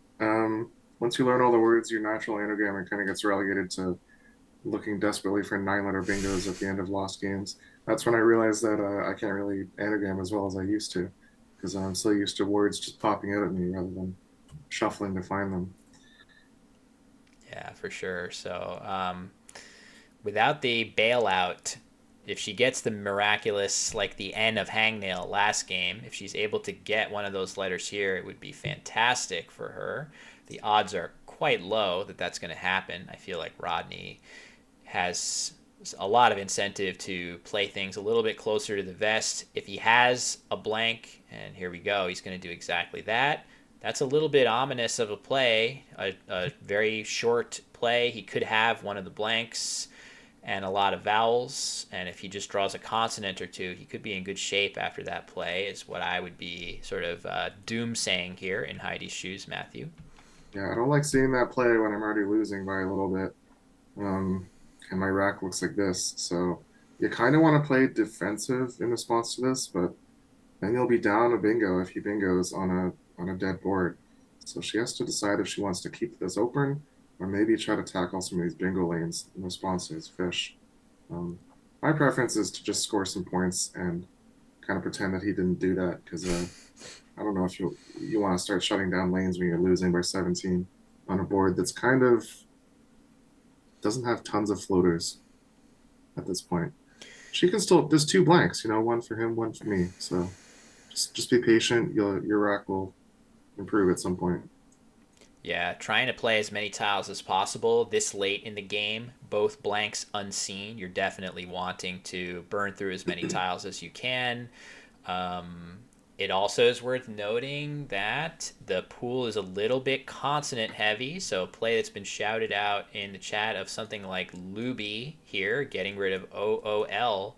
The rest of these letters with this consonant heavy pool do combine quite nicely with the D of Mike. So there are times where if you make a play like Luby, you might draw into a natural bingo and then grab those blanks afterwards, which would be a great outcome.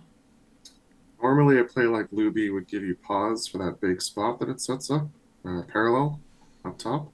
But after a play like GIE, Rodney pretty much never has a heavy consonant. He's probably got 5-1 pointers. So he's either going to leave that spot alone entirely because he wants to play a bingo, or he'll hit that spot with a bunch of low scoring tiles, and you're okay with that. Yeah, it's a really good point. If ever there was a time to play something like Luby making such a big overlap, now would be the time after seeing IE, as Matthew says. Makes a lot of sense. Not the easiest play to generate. It looks like she's grappling with playing Olio. I'm not sure where she wants to do that. Is she going to do the hyper aggressive? Oh, okay. She's going to play, all right, Mooey. So this looks solid. It does set up a J spot, which maybe she is reasoning similarly to what we were just saying. There's no way Rodney has the J after his previous play with 5 of his 7 tiles. There's no way that 5 of those 7 could be a J. If he has the J, it's because he drew it. And she draws Reloader. Yeah, that could be exactly what she needs. I would say Mui puts to rest any notions of retakings coming into play. That was sitting open for a while. I suspect both players were not sure enough to want to commit to that. But it looks like she'll have. Wow. Well, those are the heavy consonants that he wasn't supposed to have. So this is Yeah, a bit of a surprise. But at least it's not the J. very true. So Reloader available to the D. My one caveat about that, I think she will definitely generate that as a possibility with her letters. But I would say that's a word, Matthew, that sometimes you could look at twice and look at askance and say, wait a second, am I making this up? Is this an actual word? So there is some possibility of that being on her mind, even if she spots that. But I feel like she has a great chance of seeing that bingo to the D and drawing 7 tiles into a bag with 2 blanks in it, which would be fantastic. I agree. It's a word she's likely to see, and it's a strange word. It's a word she's likely to doubt. But we've seen her be very open to risking plays she's not sure of. And in this position, down by 34 with a rack of 1 pointers, tons of volatility in the bag, I think this is a time to risk something you're not sure of. So I'm hoping she'll see this and figure out that yeah, this is my chance back into the game. I have to play this word I'm not sure of. Yeah, it looks like she's close. She's realizing she would be able to bingo With release or to an S, but a lot of the same letters are in the right order. If she just thinks, what could I play? The annoying thing about bingoing to the D here is you would normally want to end your word in ed, so you have to open up that possibility of, well, okay, do I have an ed word? No. Well, then do I have a different word to the d, which might be more difficult to generate? So let's see. Oh, I think it might be coming. Okay. Yes. See how quickly she's not doubting this at all. No She loves doubts. this word. So This is really huge. Like if she had missed this play, I didn't want to be too negative.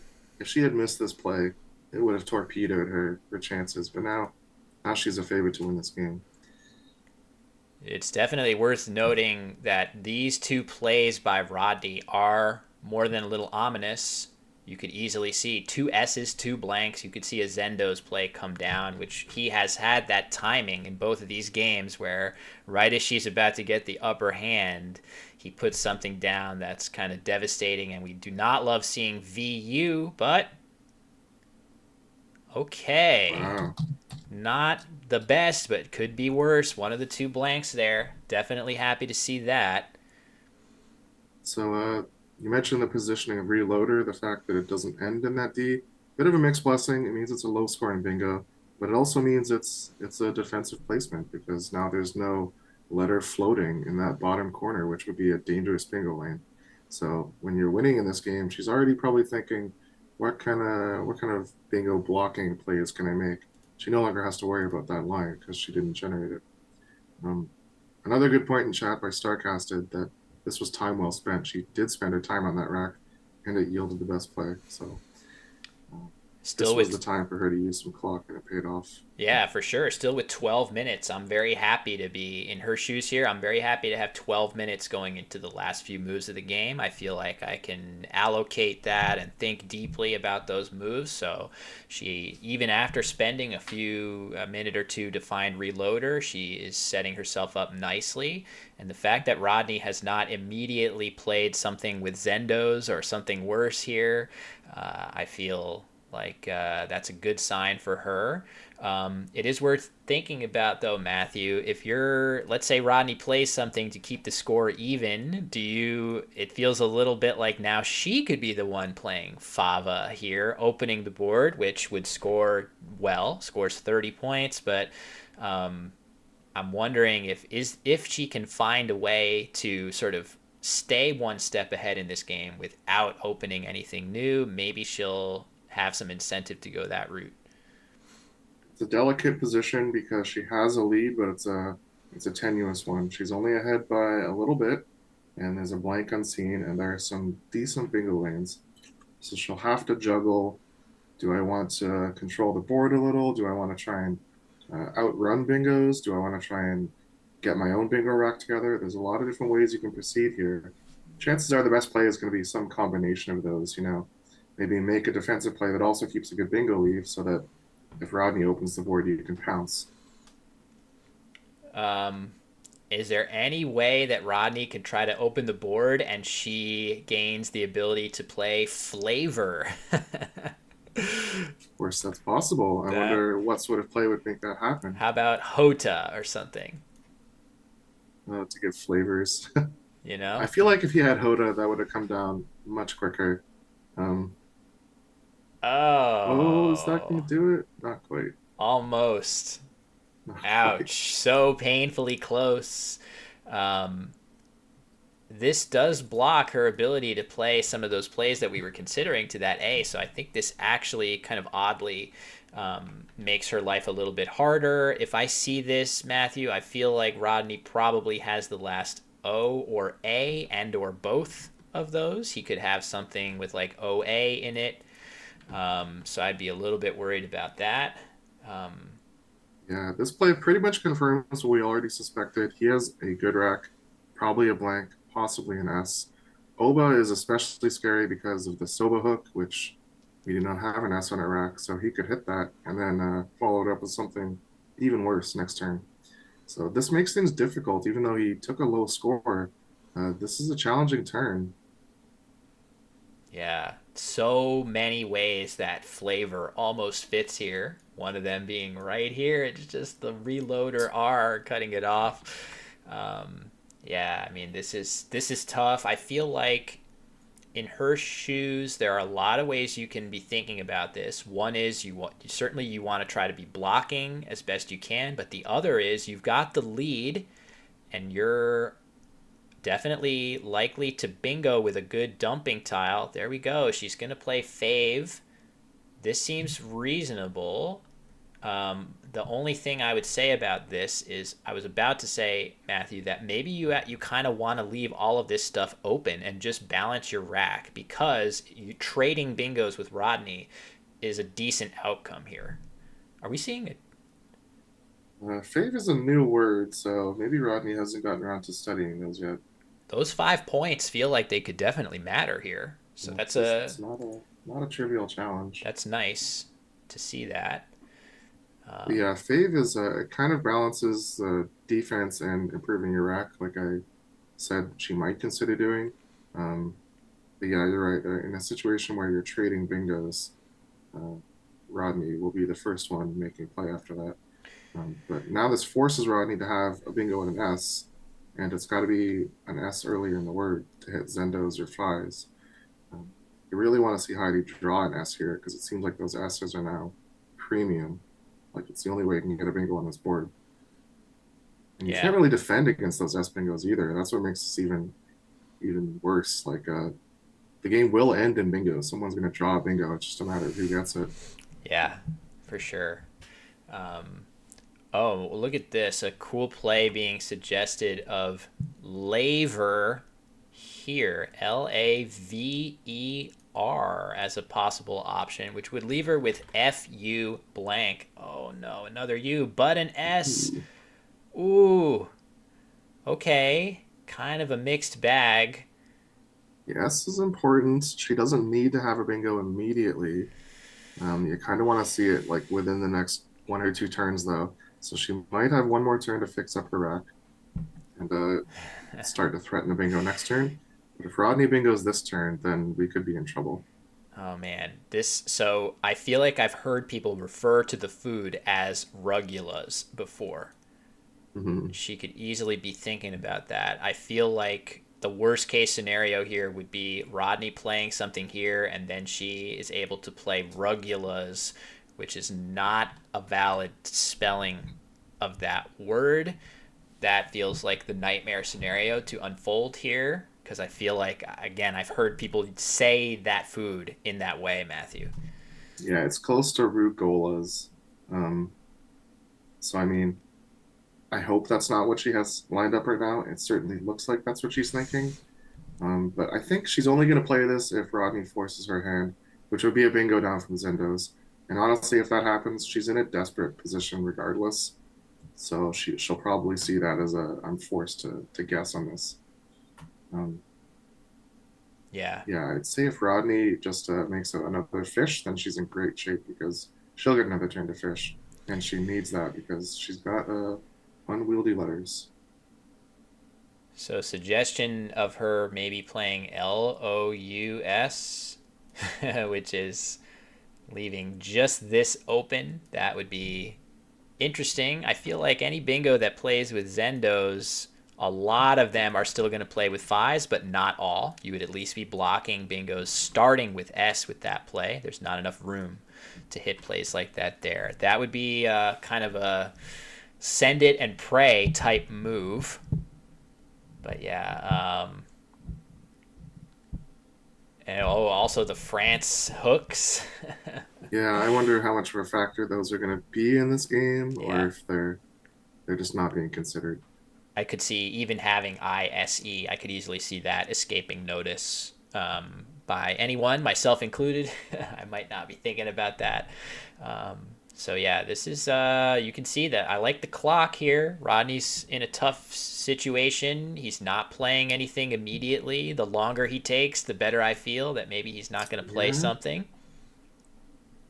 Depending on what he does, Heidi could potentially just say forget bingos and try to make the blockiest play possible. Something hooking ITS. Some really short word down there could really limit Rodney's bingo lanes. Well, what about just burning your blank and playing slugs? It's it could work, it's giving up not much. The only issue is that if you leave yourself without an S, then Rodney has free reign to set up his S with something like, I don't know, something True. through that U. Uh-oh. If this is a bingo, then that makes things difficult. God. He's just got the timing in these games. Painful. So this is going to empty the bag and almost certainly not give anything back. So that is tough, but all isn't lost because I feel like given Heidi's lead right now, it's possible maybe that out in twos could be solid for her here. Oh, the J is coming too. Oh no. Yeah, that's probably going to be tough to. Looks like those letters are quite good for Rodney. So, man, he's just had the timing. Yeah, we just needed him to miss on his bingo for one more turn, or Heidi to have drawn better than this Rugula's rack. Yeah, But could unfortunately, I think easily that's going to be it. I don't really see any options for her. could easily see turning one of these U's into a different vowel and maybe still having a bingo that fits here. That was not my best straight line ever. But yeah, this was tough. It's hard to, I don't know. I'm looking back. I'm not seeing too many moves that I would really do differently. I think she's played very well again. So just that happens in Scrabble sometimes. You can play quite nicely and things go awry. But yeah, she's in some trouble. She has a lot of time to think. She's so close to stuff like this is not an easy find, but I was thinking like Gus something. There are words like that, Gus slurs and stuff. Gusler. Not quite. That would not be the easiest find. I guess you don't. There's no A, so I'm not sure how she would have that. But Guslar is a word Guslar. yeah, that's what Using her blank. I was thinking that. Oh right. So if she had well, wait, what would she need to have had instead? I guess the A of Elastin or the other S. Yeah, Elastin is about as good of a rack that Rodney could have. So you wanted him to just have a little bit worse luck. But fortunately, he had what he needed. I forgot that his record is now 9-8 actually, so I just fixed that on the screen. But yeah, that's a tough one.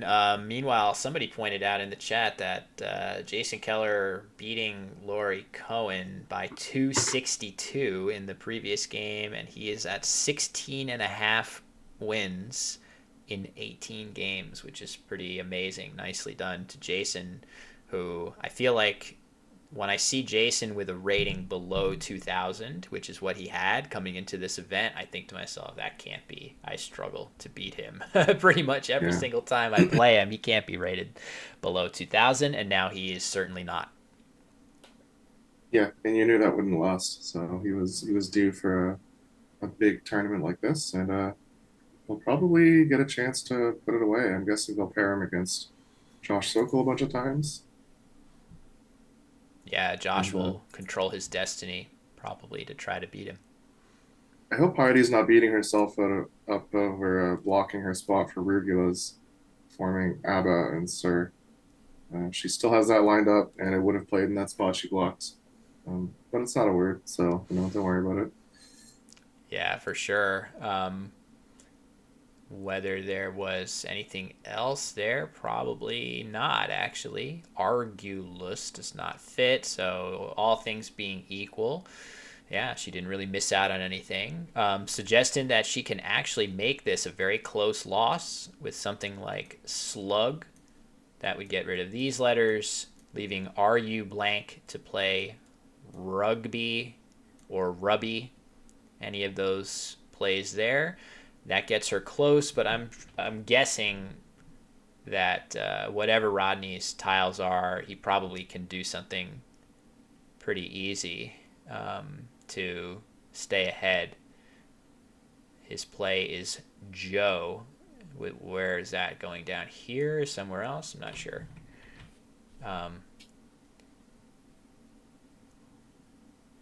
Slug.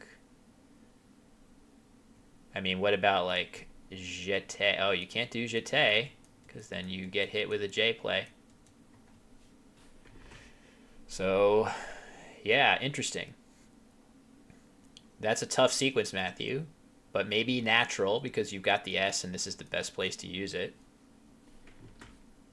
Yeah, we'll see. I mean, we saw him kind of panic a little bit at the end of the last game where he needed to make a valid play with his J and he started talking himself out of certain words. So you never know. Give your opponent a chance to screw up. So it's in Heidi's best interest to make the best end game here because you never know what can happen. This does feel like one that could be a a gambit style one if you could come up with some tricky thing to do that induces an error. Unfortunately, setups are really off the table with Rodney having an S. It's going to be very, very difficult for her, even with the blank and S in hand, to make a setup that she can then capitalize on. Yeah, she'd have to set up something that's not an S, which is it's a really tough to do.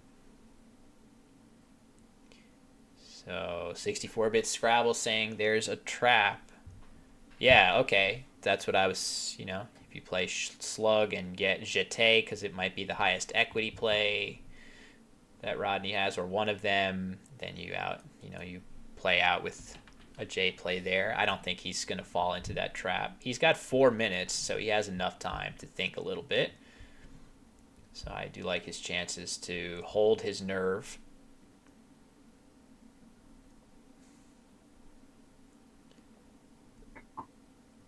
Just looking for any kind of cool setup or anything that could be annoying.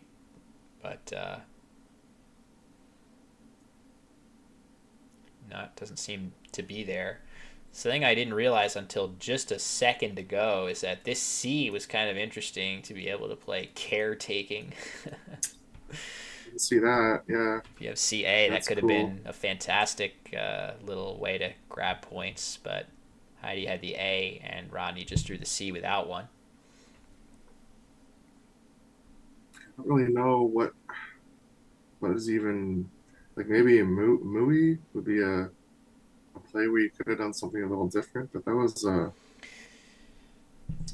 I don't know. It's such a small inflection point. I don't really know what the turn was where she lost the game, but Yeah, especially because she drew a bingo, right? Like often you might mm, regret playing those three vowels and leaving two vowels and two consonants into a slightly consonant heavy pool, but she was able to draw the bingo. It just happened to not be one ending in ed. She could really use those points right now. Although, as you suggested, um,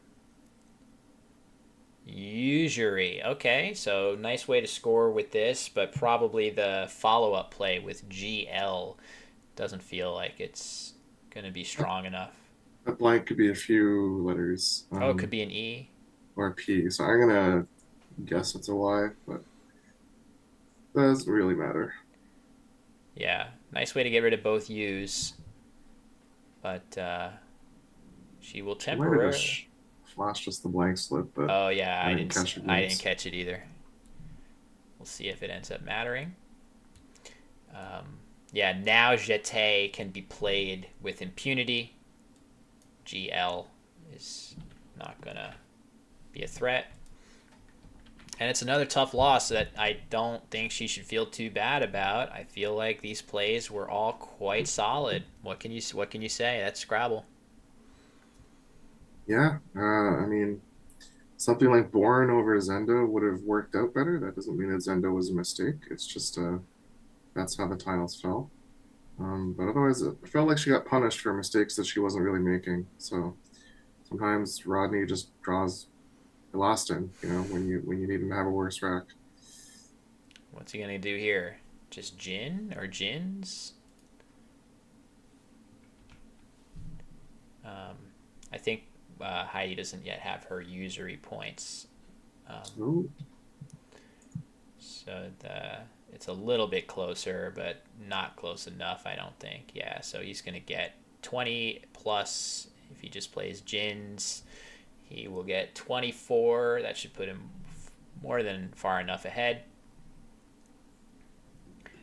And yeah, Tuffy.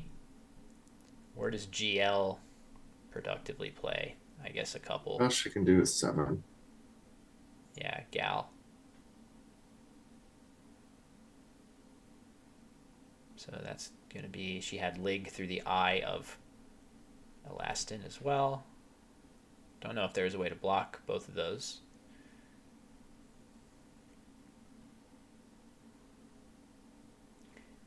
Jins has not been committed yet. Are we going to see more of the, James shenanigans from last game? He's going to pick this up and I, play I something don't know else. what you could be scared of. Your opponent has two letters, even if you haven't tracked. Yeah, she's not catching up to you.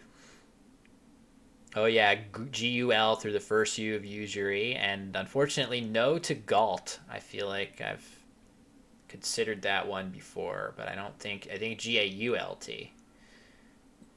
Galt and Galut. Still has not committed. Slow rolling.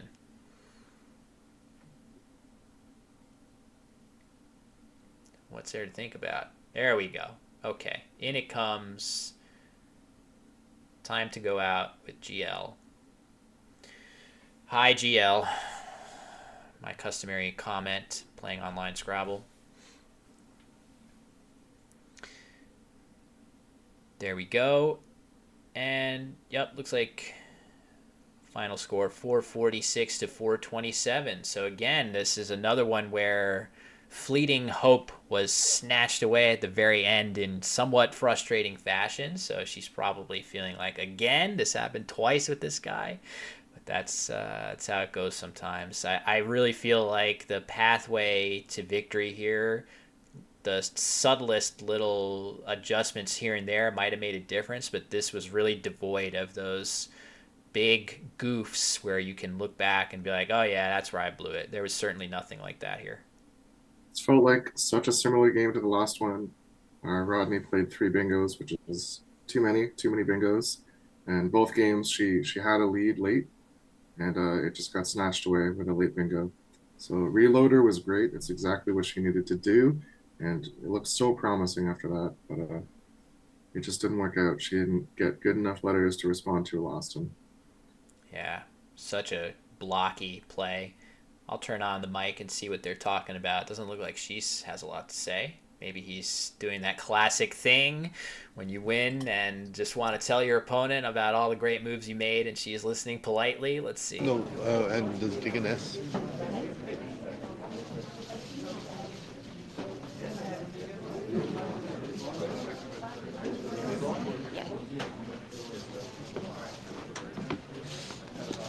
I was thinking of playing, something like from here. Then this would give you an opening to go down there. Right, it's a good game. All right. You're a great player, though. Oh, thank you. How are you?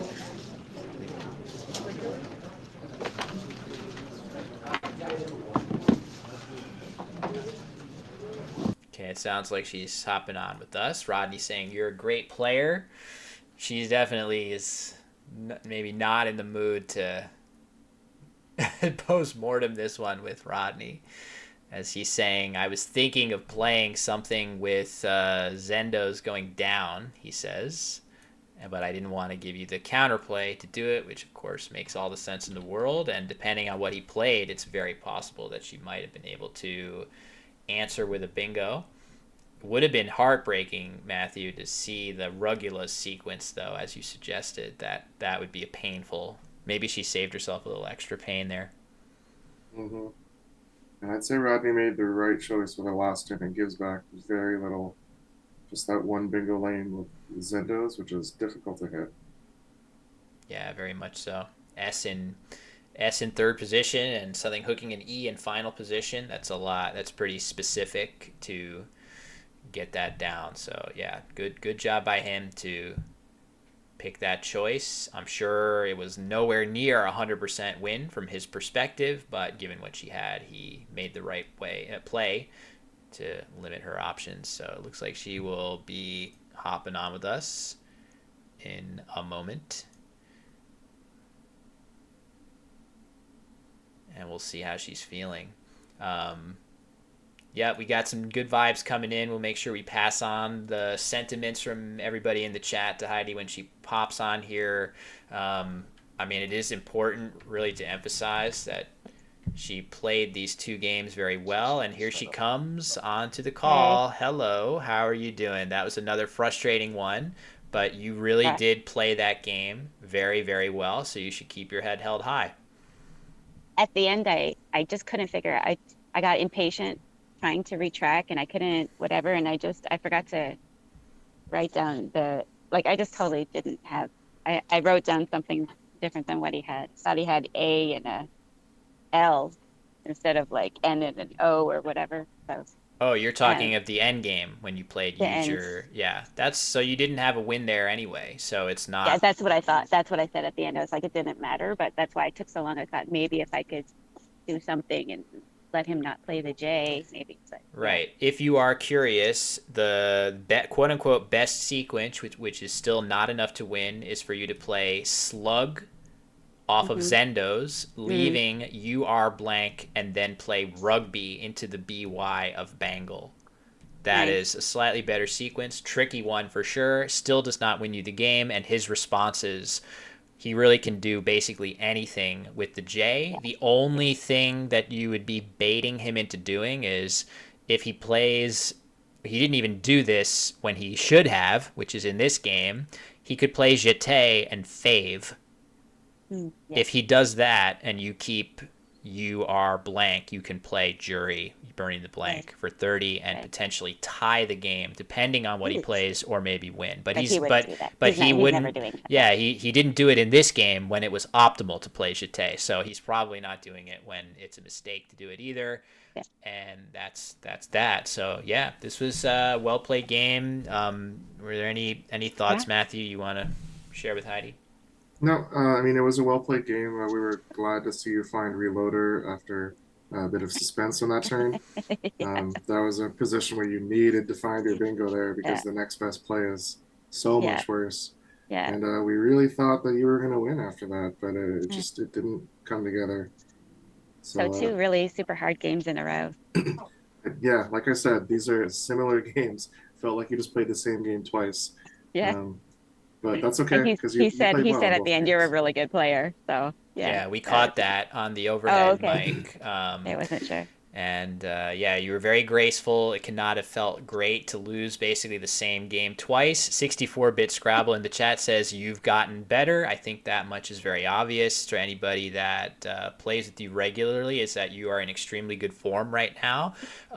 Really consistently making great plays. A lot of little emojis. Oh, this little, it's your own channel emoji of a little red guy holding a heart is being posted a bunch of times. That's cool. Jomi says, I can vouch 2025 Heidi is much tougher. And yeah, you are finding lots of great bingos on a regular basis. So, you know, two games that one tile falls your way, you probably are going to get at least one and maybe both. And ultimately, you're still right in the thick of it with a chance to win a couple games. You're playing Steve Krieger next, Yeah. going Yeah. second. He's here. Yeah. Oh, he is? Okay. Yeah. Maybe have you gotten a chance to take a break or anything? I haven't. I haven't, but that's Okay, okay. I'll just do this one. you're gonna play. Yeah, I'm just gonna play. Okay, Fine. I could use a Yeah. short break myself. Oh, So sorry. Do you want me to? Okay, I yeah, will then. why don't you I'll go just go ahead? pee. Yeah, take a quick break. I will do the same. Your Okay. opponent can wait a second, and Matthew can Okay. hold the fort down on the stream, and then he can take a Okay. break if he wants when I come back. Okay. Sounds All good. right, good Okay. luck. Thank you. Thank Yep. you. Bye, everybody. See you soon. Okay. Yeah, I don't know. I feel like the old bladder is sort of wanting me to just take care of that bio break for me. I don't know how you're feeling, Matthew, if you want to just take one right I'm when I still come fresh. back. You take your time. Yeah. Damn, that's impressive. All right. Matthew's more prepared than I am. I'll be right back. If you have any questions for Matthew in the chat, now's your chance, and Matthew can do whatever he wants. It's your stream now. All right. Now that he's gone, we can talk about Will behind his back.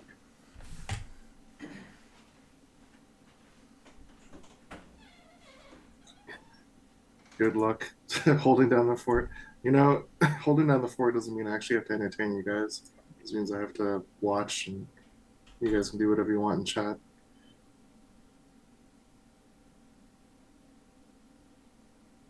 Oh yeah, you guys can tell him I said all sorts of horrible things about him.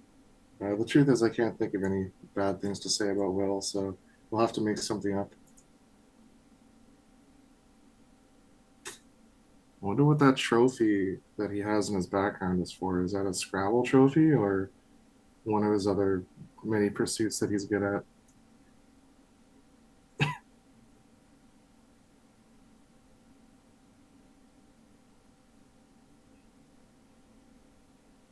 He's definitely done a good job of making his background image look very academic by keeping all of his books in frame.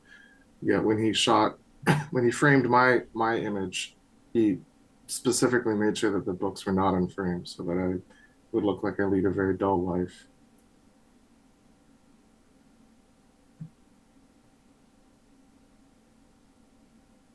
Heidi has finished her break faster than Will. Can't say I'm surprised. Are there animals in my presence? My cat is probably sleeping in the other room. He's an old cat, so he sleeps most of the time.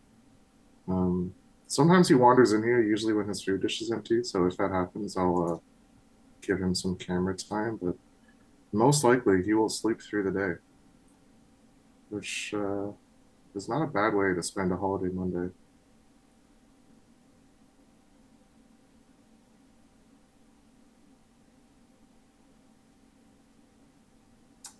There are four more rounds today, two more rounds and then a lunch break, I believe.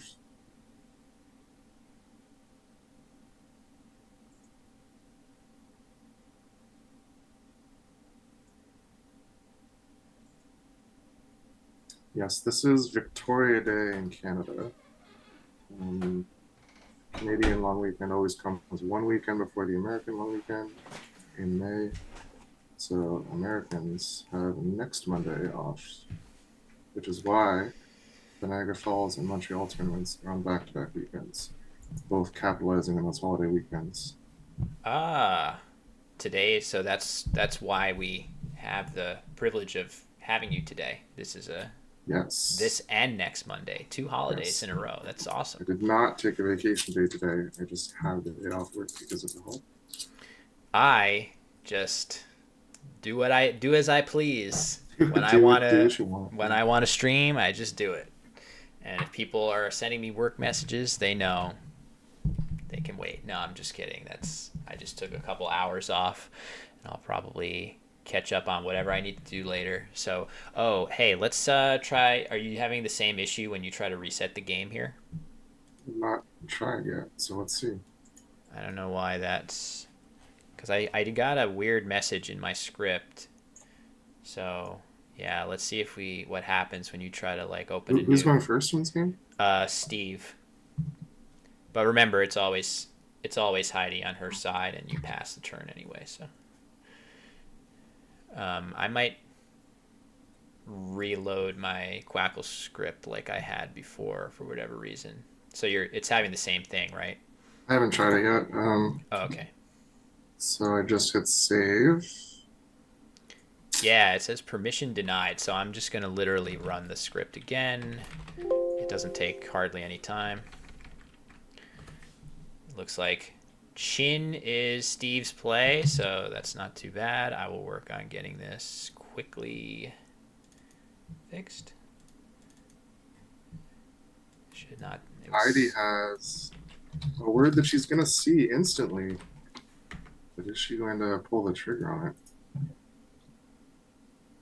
Oh, she saw enshrine. Oh, I was thinking of the seven-letter word on her rack. Oh, henners. Oh, Henners, which everyone is going to see the word henners, but are you going to convince yourself it's a word? try giving the file another save now that I refresh the script. I think that's what worked before. There we go. There you go. Perfect. Yeah. Nice. So I will be ready with that. Uh-oh. Okay. So no henners. I mean, henners absolutely feels like a word that is very aspirational in terms of like, all right, yeah, I see I have this on my rack, but that can't actually be a word, right?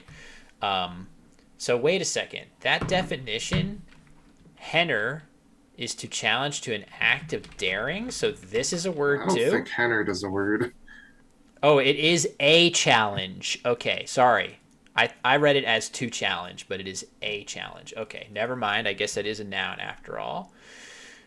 Okay. But yeah, we would like to have seen her find and shrine there. I think that's within her capabilities. So a bit disappointing, but still lots of time to come back in this game. Yeah, for sure. And shrine, I think, is a word she can find with some anagramming patience here. Let me get the records in. She is 8 and 10, and Steve is 7 and 11. I think all of that is now updated. I guess I should want to move this a little bit. There. That looks better to my eye. All right, I think everything is running swimmingly here. Now let me flip the board, and I think we're off to the races. So, not the best tiles for her, but at least she has a triple to work with. I'm sure she'll be able to find some kind of so suggestion of fundy. That's a good one, but also fondue seems to be a little bit better. Yeah, she has a few options to that D. None of them are like standing out as the best possible play. Fondid is a word. She might not know that fondid is a word. Fondue. Oh wait, she doesn't have a D. Never mind. Fondue might be the best she can do then. Interesting choice though. I think can you leave off that e? I thought right. So there is Yeah. a thought that yes, you would be leaving two vowels and one consonant instead of yeah. There you go. So just fondue. I think it's probably worth it. Just this R will pair nicely with IE and some of the other consonants on the board. So there is some merit to leaving off the E and pumping up your bingo percentage. This also could be bad if Steve has a Z or something like that. But then again, the Z is going to score all over the place in Collins, no, almost no matter what. And you get 3 more points with this and a more balanced rack. So it's probably pretty close. Yeah, biggest difference with fondue is it opens up an easy sevens lane, which maybe she wants waddled. Yeah, Waddled is going to come down. Nice play by Steve, double double, but it gives her a pretty nice spot to plop down something like XI if she wants it. Not sure if there's anything better with the X going up top, but playing XI, leaving a decent bingo leave. Admittedly, the two ends are the only fly in the ointment. That seems pretty solid, Matthew. Yep, she gets the X spot. Could do worse. So you don't like seeing that double double come down for 50 points, but she will have a reply. Kind of nice to play your X here, and with that leave, which is normally not ideal, right? So just take this I off, take this X off. This leave is actually a little better than usual because of the T hook here. A lot of the sevens you Ooh, draw are 12. still going to play. Hopefully she sees that spot because that's going to be pretty relevant. Although a lot of the time it gets blocked immediately with a play parallel to waddled fucking X. Very common Very, very play much to so. come down. Yeah, you're right about that for sure. I guess it's also nice that if you draw something ending in INE, it's going to fit. ITE as well. So you've got a few sneaky, decent choices to bingo with, to say nothing of this much more flexible line here. Oh, Is that good dang. enough? Not quite, I don't think. That's annoying because it seemed like that R was just what she wanted to see, but then the L, I think that gets in the Something like way. internal. She Oh, gets a floating A, maybe. no. Dang it. I thought there was a great chance maybe an A comes down on this and that would allow it, but no. Steve gets the first bingo down. This isn't going to be so bad, I suppose, because she will definitely be able to play something underneath here. Not sure what that is, but um, maybe. She's gonna check. This blank is an L, by the way, dualies. I don't know how this word is like typically spelled. I always thought this was a weird looking word. So it's an understandable challenge. Yeah, very much so. Is it a weird one? There are a bunch of other words that are kind of similar looking. Um, so yeah, this is going to come back good. Couple extra points um, for Steve on this, but she's got good bingo tiles. She'll have the ability to underlap with something, keeping a good leaf, preferably containing a T. If she knows this hook, she may not. I guess the only issue, it's really, if you think about an underlap like I guess nil or something like that under here, it's going to leave a nice balanced set of tiles, and you have the S of dualies to play 8-letter words. At the same time, it does feel like Steve is going to try to play under here a lot. Certainly, if he has, I don't know, I guess the other H is maybe not that likely. Maybe it's kind of hard to play under here productively after nil, and then you get your shot at the S. So she's naturally going to be drawn to the fresh bingo or the fresh lines that just got opened underneath the O and Dooley's. But she does still have the existing spots, the twaddled hook, as well as the line parallel to waddled where you can hook onto axe. So something like linnet there, Linnet. It's nowhere near on the board where you would think to look for a play, but Hmm. it does open up more triples, so she will get to play on a triple word score next turn. Yeah, Linnet. Maybe she was thinking about playing Tinner in that spot as well, or Linter, or something of that nature. So there are actually a number of 6-letter words that could play there and keep things nice and open, which maybe she likes that. And she's going to play 9. Okay, so this is nice in the sense that it does block both of the lower triples on the bottom of the board. The scary thing about it, and we'll see if it ends up mattering, is you do not keep a vowel on this play. So she is somewhat beholden to drawing probably at least 2 on her replenishment draw here. Yeah, I'd say if she had spotted nil there, she might have done that, or she doesn't have double L, but Neural would have at least kept an E on her rack. Um, this is not ideal to keep 3 consonants, but if she can replace it immediately with another E, then no harm done. Whoa. Now we got Zloty, which plays in a couple cool spots, I guess. This one comes to mind right here.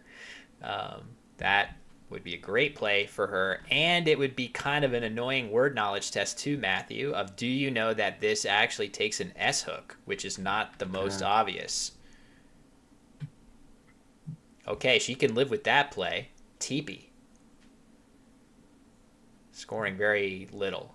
I'm sure she's happy to see that. Yeah, especially when you're losing, you need to get some reprieve from your opponent every now and then where they let up, which is what's happening. So she'll get a chance to cash in the Z. Yeah, so Zloty there is just so nice. I would love that in a game against anybody that's not a super top expert that I'm just going to know they probably know the S hook. Of course, in her shoes, she might not know the S hook. She might think that it's just Zloties, which is also a valid word.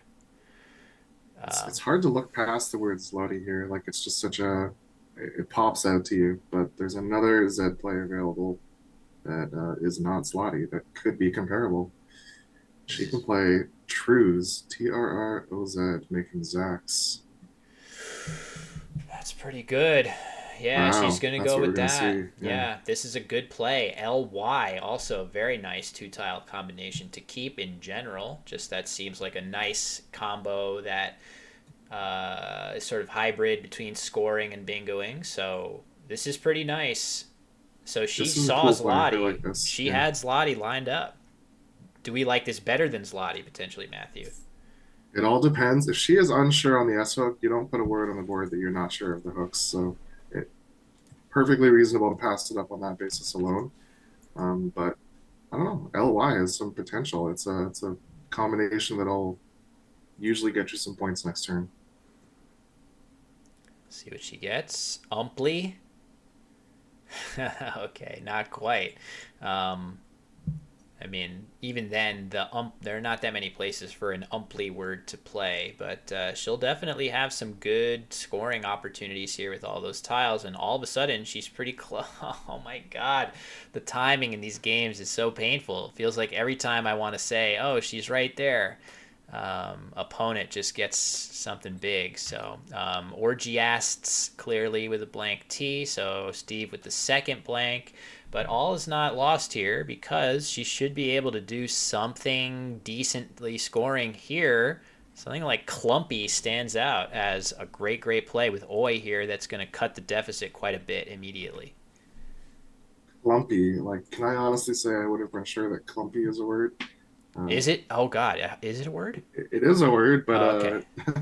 very easy to look at that and just be like, am I making that up? Do people actually say When clumpy? you said it, I had a moment of my heart, skipped a beat saying, oh, man, did I just mess up? But I think, yeah, she's I don't think she should try. Oh, is she thinking that maybe if there was an open L, she could play clumpily? That's one where actually I feel like in my mind that might be valid as well as I check it. No, it's Pretty sure not. it's not. There's a Just lot of weird just ILY words, but not that. glumpily is valid, but not clumpily. Why? Oh God. Okay. So yeah, I think she's seen it. You're totally right that there is absolutely a phenomenon where words like that are really easy to anagram when you get them as part of a quiz or when you're training and you're told there's a word in here. What is it? You're going to see clumpy so fast.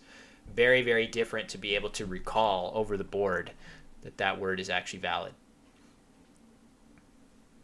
Yeah, but unfortunately, if she doesn't see clumpy, it's a bit of a drop off.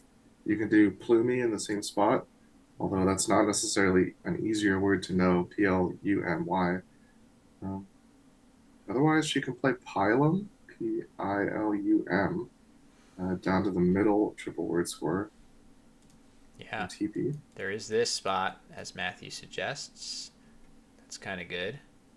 Um, I feel like she'll probably go to bat for clumpy here.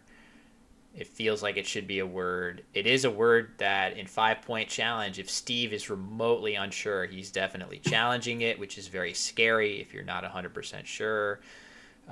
She could just play lumpy if lumpy probably the most normal word. Lumpy immediately makes the clumpy question come into Yeah. play right away. So it's just deferring that question another turn. Yes. What if you draw a bingo with a C in it or a really good scoring play? Then you have to think about it next turn. But maybe it's fine to procrastinate on that question and get a little bit more information, right? Like, is my clumpy hooking play a 30 point play or a 90 point play? Then you can decide. Uh, why does lumpy take so many hooks? Clumpy, glumpy, plumpy, plumpy, slumpy. Oh, okay. She's going a totally different way with a word she's very sure of. So I think this is just clearly not 100% sure of clumpy and maybe not wanting to deal with that uncertainty of playing lumpy and being unsure. And then there is a value to placing this Y here, holding the L. Maybe eventually you work your rack into shape where you're going to get that big 8 letter bingo ending in LY. Um, Certainly not with the VU combo to deal with, unfortunately. Yeah, this is going to be tough. Not a good set of letters for her. Some long-term value in pricey with if you have an L on your rack and you're trying to come back and you need a bingo, that's exactly where you want a Y to be. So she might not hit it this turn, but if that Y stays open for a few turns, she'll have another chance later on. True. I guess the one fly in the ointment is if I'm imagining, let's say Steve were to, well, never mind, he's blocking the spot. I was going to say her best play before this might have been Vellum right here, using up the L, but also the VU combination and an M along with it. Seemed like that would potentially have been well worth it. That would have made it a little more difficult to eventually hit the Y, giving up the L. But oh boy, hold on. They're laughing. I just unmuted the board cam Mike for a second just to see. I stay ahead with She's doing a great job. He says, just trying to stay ahead. And she says, you're doing a great job. I'm not sure what she told him before that. She might have said, why, I wish you didn't block that spot, potentially seeing Vellum available. So I think she should take this opportunity to open up the left side of the board, um, either with a play to that T, something like Duvet or Velt, Mm. and both of those will open up bingo lanes that'll give her another chance later on. Um, and they also score well and unload that V. So there's a lot to like about plays like that, both for the long term viability of this board and for short term staying in range of a bingo. Duvet has that advantage of getting rid of the U and the V and putting a D in this spot, which is a very good tile to place here if you're gunning for a big 8-letter word to the very top corner of the board. That being said, Velt has many advantages as well, including putting a slightly higher scoring letter here, and putting an E out in space, which might be even better than the D in terms of long-term bingo possibilities. So not sure which of the leaves after those. You can't really write home about any of the leaves after either Duvet or Velt, but I think this play has a little bit more to offer. So I like her choice a lot here. Oh, my God. Yeah, you More. can't worry too much about the leaves because you're more worried about am I going to have a chance to bingo 2 or 3 turns down the road rather than next turn, because it's not like you need this bingo immediately. Yeah, totally agree. Got to play the long game here and hope that Steve does not put you away with a bingo of his own. That's kind of a necessity, that he just not have something fantastic here. If he continues to score kind of average 25 to 30 points, that's kind of the best you can hope for. But yeah, not the draw she wanted at all, leaving GUM. She draws another V, so for the second straight turn, she's going to have VU on the rack. That is definitely unfortunate. That's never what you want to see. She's lining up tiles. Program. Yes, the Yuva version of Instagram. Yuvagram. Yeah, what to even do here? It's going to be tough. First, Steve has to play. Oh man, look at that. Just EN. That is a little concerning about. I feel like that concerns me, Matthew, about what his 5 tiles he's holding behind could be, and of course the implications for what that means for the contents of the tile bag. Yeah, normally you would expect Steve to take out some of these, at least one of these bingo lanes, one by one. But because he's left them all open, you wonder if he's going for bingo number 3. But you can't think about that too much because it's not like you're gonna try and block his bingos. You gotta leave everything open and just hope he misses. True. It seems like suggestion of oh, she is going to play Gom. Okay, that's a good scoring play. With the newly open spot, there was a possibility of playing Guava here to get rid of the VU combination together. Issue with that, of course, is you are blocking a little bit of the parts of the board that you need open, but Gom does kind of obstruct the E of Velt, which is an important lane for her to leave open, so you are still blocking a little bit with that play too. That being said, it scores decently well. And oh my God, wait a second. Did she seriously? Yeah, she had most of these letters last turn, didn't she? What the hell? This is like the same rack again. I feel like So I just did a double take, like our camera feed went down or something.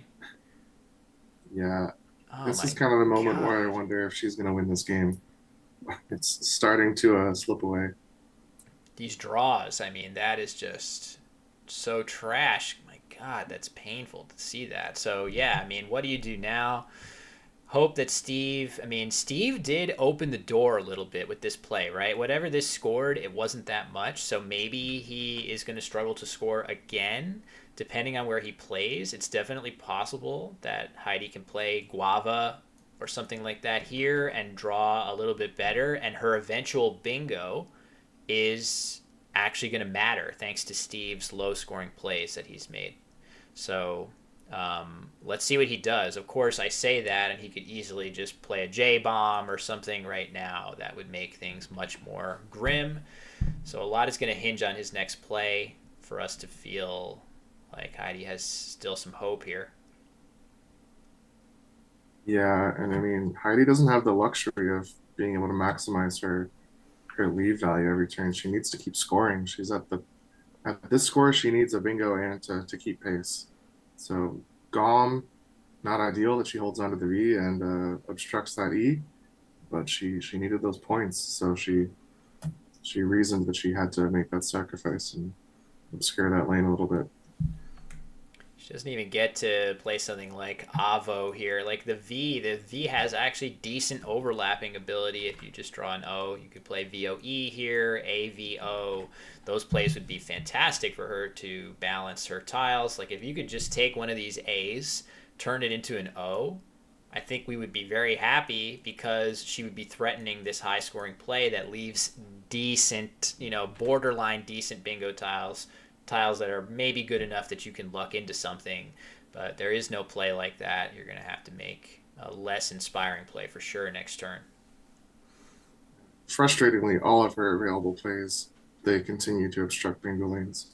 Everything like Guava or Vacua through that C and Pricey, they all do what you don't want to do, which is take out lanes that you're hoping to bingo through. I could probably live with Guava here, though, in general. In terms of the openings that you value, I would say this T is not at the top of the list. The W certainly lower down on the list. Yeah, I do want to keep that open, but I do feel like between the E of Velt, which isn't impossible, the C and Y of Pricey, and maybe this S of Orgiasts, even though that doesn't score very much, you probably still have enough stuff to get lucky. You're right, though, that it would be amazing to make a play that did not obstruct anything at all. That would be one of the virtues of drawing into a V play in that spot. Doesn't obstruct too much at all. I guess VOE here would slightly obstruct this E, but you could live with that much more so than Guava. So anyway, we await Steve's next play. Not sure if we can feel like his delay in making a play is a good thing, or is it going to be a slow roll situation? Let's find out. Is this going to be like AB or something? Yeah, okay. This is... I can live with that. I feel like there are way worse scenarios than this. Yeah, it doesn't score that much. It doesn't actually address any of the bingo lanes. So this is yet another chance for Heidi to get back into the game. Uh, so yeah, we're gonna see Guava, and she needs to draw well. There are still three bingo lanes open, and if she doesn't hit one pretty much immediately, then she's gonna run out of time. AR is a great start. I mean, that's definitely from her tiles there. That was probably the best possible leave that she could have kept. So we'll see what she draws. I feel like she's finally not going to be able to draw GU here. And of course, the first tile she looks at is another R, which is all right. Not ideal. I think you certainly do not necessarily want to see the J. It's painful that she can't quite, the GA doesn't go here, or else it would be amazing to play a J play there and continue to gun for a bingo. Not 100% sure what she'll be able to do with this. I just don't. Looks like another blocking play for Steve. So now you can't even bomb your J here. I don't think you would have wanted to do that anyway, Matthew, with just one vowel. So I wonder if she has to change tack and try to win without a bingo. She could set up her J or set up her S with something like Jumar, Hmm. but even that feels like a long shot. Yeah, that's true. No T's for Jumart. So yeah, suggesting maybe just playing through here and then try to hit this somehow, or just bingo from the C or E. If you can just score enough, you still kind of have some options. But yeah, with only 4 tiles in the bag, you got to be careful of that too. So yeah, this one seems pretty cut and dried of she drew mostly terribly in this game. I guess it is fair to go back to the beginning and say, Enshrine. If you're not aware of Henners, you might be able to have a whole different game with Enshrine. She's going to play Arm. Oh, that's kind of cool, setting up her J. Oh, well, there you go. That's Uh, really creative. Most of the time, I think this gets blocked, but maybe she'll draw a bingo. Is there something, some cajolers or something she could hit? Yeah, maybe she'll draw Cajolers, which would be pretty insane. Was that still available? Possibly. I guess we'll Oh, find out. so Frijoles, frijoles. Oh, brother. She didn't even draw a vowel. She looks at the camera as if to say, "Are you fucking kidding me? Excuse me. Are you effing joking me?" cajolers was possible. That would have been hilarious to draw Yeah. cajolers and threaten that jaw spot. Yeah, So she made a play that that's gave herself a chance. It was there. that was very clever. That was a clever play. Didn't think of it. Um, yeah, the draws in this game have been pretty heinous. It looks like we're going to see Ice come down for Steve. She's still smiling, which is more than I would be able to do in this case. So, yeah, this is definitely. That was a really cool idea by her to give herself a chance. Hopefully, she'll take some solace that she made a really clever play there, even though, of course, the draw did not cooperate. So, tough one, Matthew. Not been the best start on the wins and losses part of the score sheet, but really, I feel like in general, we're seeing quite good play from her. And obviously, I blame myself because she was doing just fine before I came along. Um, so whatever mojo I'm bringing to this whole production, it hasn't been a positive addition. Um, She is but definitely going to resist that characterization, of course, as would I. I'm. It's just been a treat. I'm excited to. We got 3 more games to maybe get back on the right side of things and have you feel better about that. But it's awesome to have you here. Hopefully, you're the bad mojo accusations. You can beat those in a hurry here. see what I can do. So here we go. We got Jerk, a pointed message directed at Steve Krieger. See, Clearly, maybe he deserves it. he does. And yeah, what's he got? He's got like oh. He doesn't have great tiles, but it's certainly far too late. Whoops, don't need to flip. I think he's got, what does he have, like OOAIL or something. Um, so yeah, we'll see. Um, Are they using digital results input? Yes, I believe they do have the score submission on the smartphones, at least. That's what I believe we've been seeing most of these games. So that's nice to see that proliferate. I feel like that saves a little bit of paper, and it's kind of easy to just enter it in at the table and then flush the game one way or another, instead of have to go up and hand in your sheet to somebody and have unnecessary social interaction, Matthew. Definitely not the reason I go to Scrabble tournaments. I'm looking to sit in my dark little corner and submit my results and interact with as few people as possible. Yeah.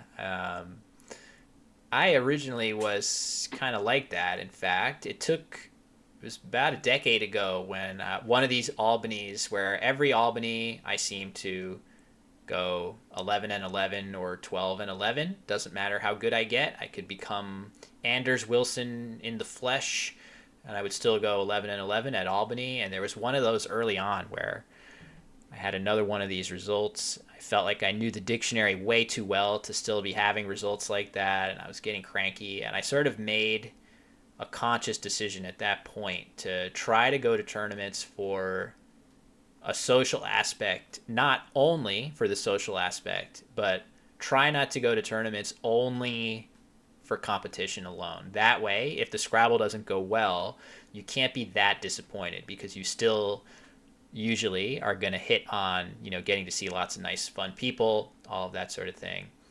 And that helped a lot. That helped me manage, as the disappointments that are inherent in this game pretty well. So Yeah, if you're hinging all of your mental health on doing well at every Scrabble tournament, you're setting yourself up for a rough time because eventually it will be beyond your control to do well. Sometimes you'll just have a bad tournament and you'll wish that you had stayed home. So if you go to these tournaments thinking, I'm not just here to play Scrabble. I want to see the Niagara Falls. I want to go to dinner with people. Then you'll find yourself happy that you went, regardless of how the games shake out. yeah, that's been it's been a big one. I'm sure many of us feel the same way. It is sort of like, I'm making all these YouTube videos. I really don't actually have a call to action for people in any YouTube video that I make where I say to people, hey, you need to come join us. I sort of do the soft sell to just show how cool the game is and tell some anecdotes about the players. Part of that is I'm not 100% sure which organization to plug. It's such a mess in North America that I don't even know what to tell people of like, yeah, come out to this, come out to that. I just sort of present the community and the game in as good of a light as possible and hope that some people will be inspired to come join us. But at some point, I would love to be more active with explaining that this is a really cool community that's been a huge, amazing decision for a lot of us to come join it. As she plays Shad and Jerks, that looks pretty good.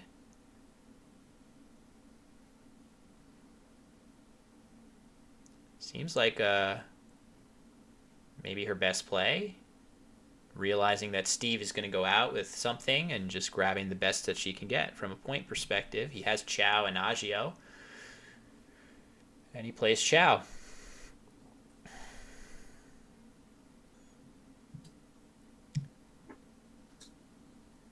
So, looks like final score 430 to 364. Tough start to the day, again, like I said, on the scoreboard for Heidi, but I feel like these three games have been, by and large, very, very well played. This is the only one where I feel like there's the whole butterfly effect of what would the game be like if she spotted Enshrine. Yeah. Other than that, a ton of really accurate plays by her, including some toughies.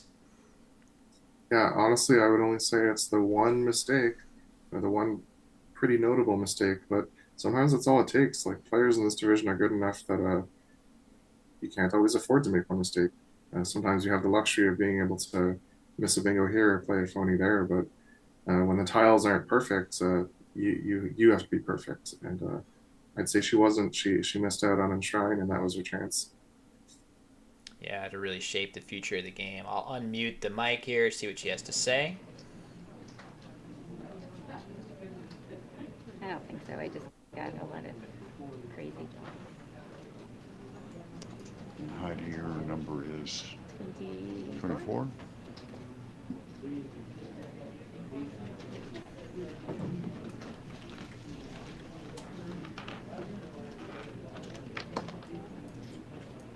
Did you say we were taking a quick pairings break right now?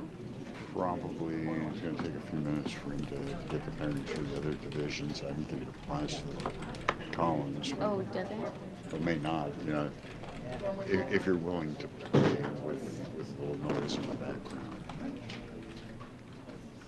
My hearing's not good, so I don't care. This was around 19. Yeah.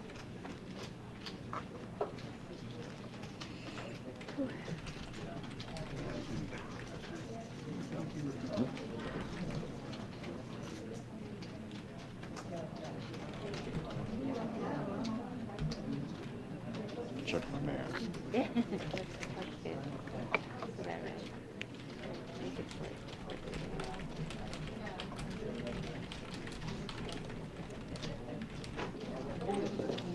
Thanks so much. Thank you.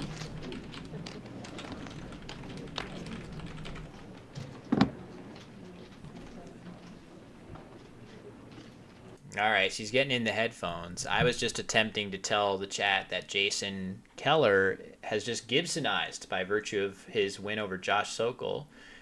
Pretty amazing performance. 17 and a half wins in 19 games for Jason. That's pretty impressive. So congrats to Jason on that. And we got Heidi back on the call now. Hi there. That was Hello. probably very frustrating for us to see those draws down the stretch of Yeah. that game. Yes. But once again, a lot of very nice plays to hang your hat on. So you just cannot get too down. There were a couple plays we loved. That play of arm at the end was super Yes. creative to create a diversion. Maybe you can draw cajolers there from the Sea of Chow. I'm not sure if you were seeing that, but that's pretty brilliant. Um, yeah, how are you feeling? Fine. I mean, that's the way it goes. I guess I'm just gonna draw like I normally draw today. Yeah, you flew too close to the sun, and now the the terrible tiles are back. But you have three more games, and the process is in general very, very sound. More very good plays in this game. Not too much to speak about. I mean, I guess the butterfly effect here would have been that first play of Hearns leaving En. There's really no way I'm you not could. supposed to do that. So there's no way to really know this without studying the dictionary really deeply, but henners is actually a valid word, and there's no way you could know that. However, in your shoes, it's possible you could have spotted enshrine through the eye of chin. Uh, That would have been Sure. oh yeah, potentially, we can script. that might have been in your range to see. Okay. That was definitely it. The other moves in the game were very, very sharp. I guess the pricey play was one where That was rough. That was it a hard one. it was hard. It seemed like you saw and maybe doubted the validity of clumpy there. Uh, clump- Clumpy where? Off of the O Up top. off of the O of Orgiast, which was in a spot where the double letter score was available. If you're watching the stream, Clumpy Orgiast was I think here, so the O was going down. So I think Clumpy would have played right here, hooking Oi, if that makes sense. Oh. It seemed like you had it lined up on the rack. I mean, So yeah, I just, I don't know. I don't know what happens. It was just, I think I was overloaded with too many different options there. yeah, yeah. I thought it was just that it's I didn't know where was easy. the best place to play. Like, Sure. I think I was looking at Clumpy over in the top left corner. Okay. We thought it could easily be that you just weren't super sure of that word and we're going to go with Oh no, something I you were totally sure of. was going to play Clumpy.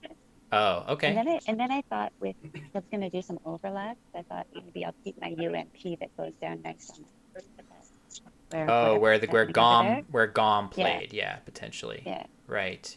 It potentially get a lot of points next turn. I don't know. So yeah, ultimately this game came down to Steve drawing both blanks and you drawing GUAV 5 times in a row. So there's no, it seemed inhuman that you could possibly draw that same combination for that many turns in a row. Whatever little nitpicks that we have are probably less, they pale in comparison to that. So yeah, do we have any other insights, Matthew, for Heidi?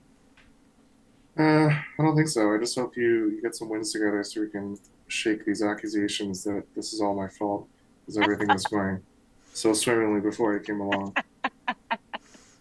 I That's told certainly him, not the yeah, case. I told him you would never go for that, and that we're both very excited to have you on the stream.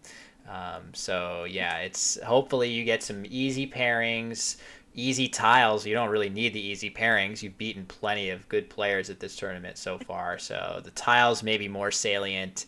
No more drawing AGVU, and you should be fine. Okay. I'll watch back to see what mistakes I made then. I guess you're not going to tell me. Well, Besides Henderson and I think that or whatever. we covered the big stuff, I think. I mean, the big ones were I think you could probably see if we told you there was a bingo through an I, you would have found Enshrine on the first play. And then yeah, just seeing the spot where the Y would have played nicely alongside the O of Orgiast. If you know Clumpy, it's going to play there for a It very sucks because I normally see those, so it's yeah. annoying. there was a lot going on that board.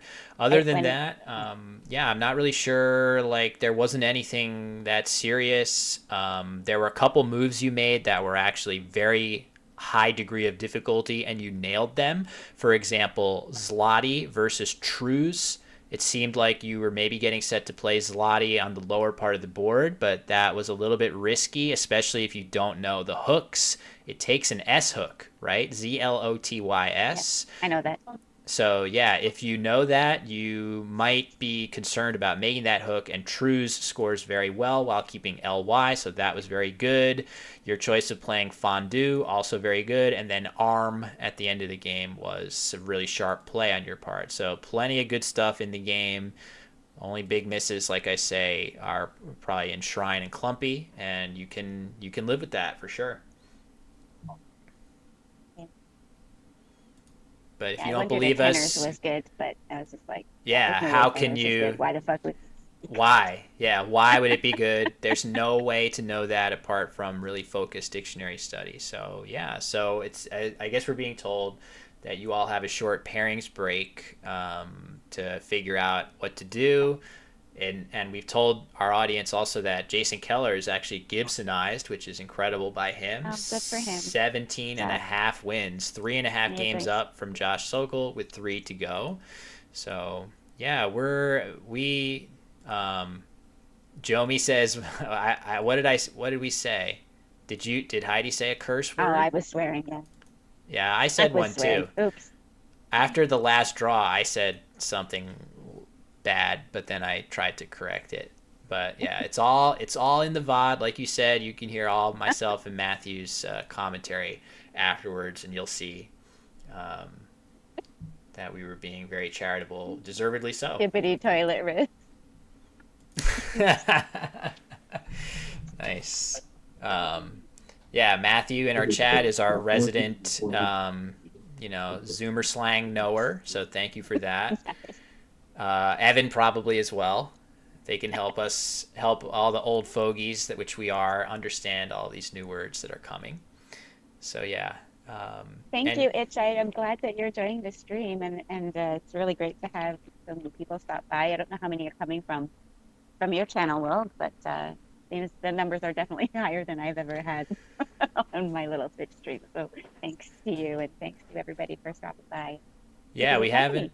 we haven't really plugged it, but if anybody's here that hasn't followed your channel, I think you're going to be trying to do more streams like this, potentially on and off. Try to, after you've been released from Twitch jail by the Twitch cops for glorifying drug use and heroin use, you might be Yeah, able to come back and do some streaming. So definitely, the only plug we really have is if you're enjoying and haven't followed the channel already, just consider hitting that follow button to show your appreciation for all that Heidi is doing there.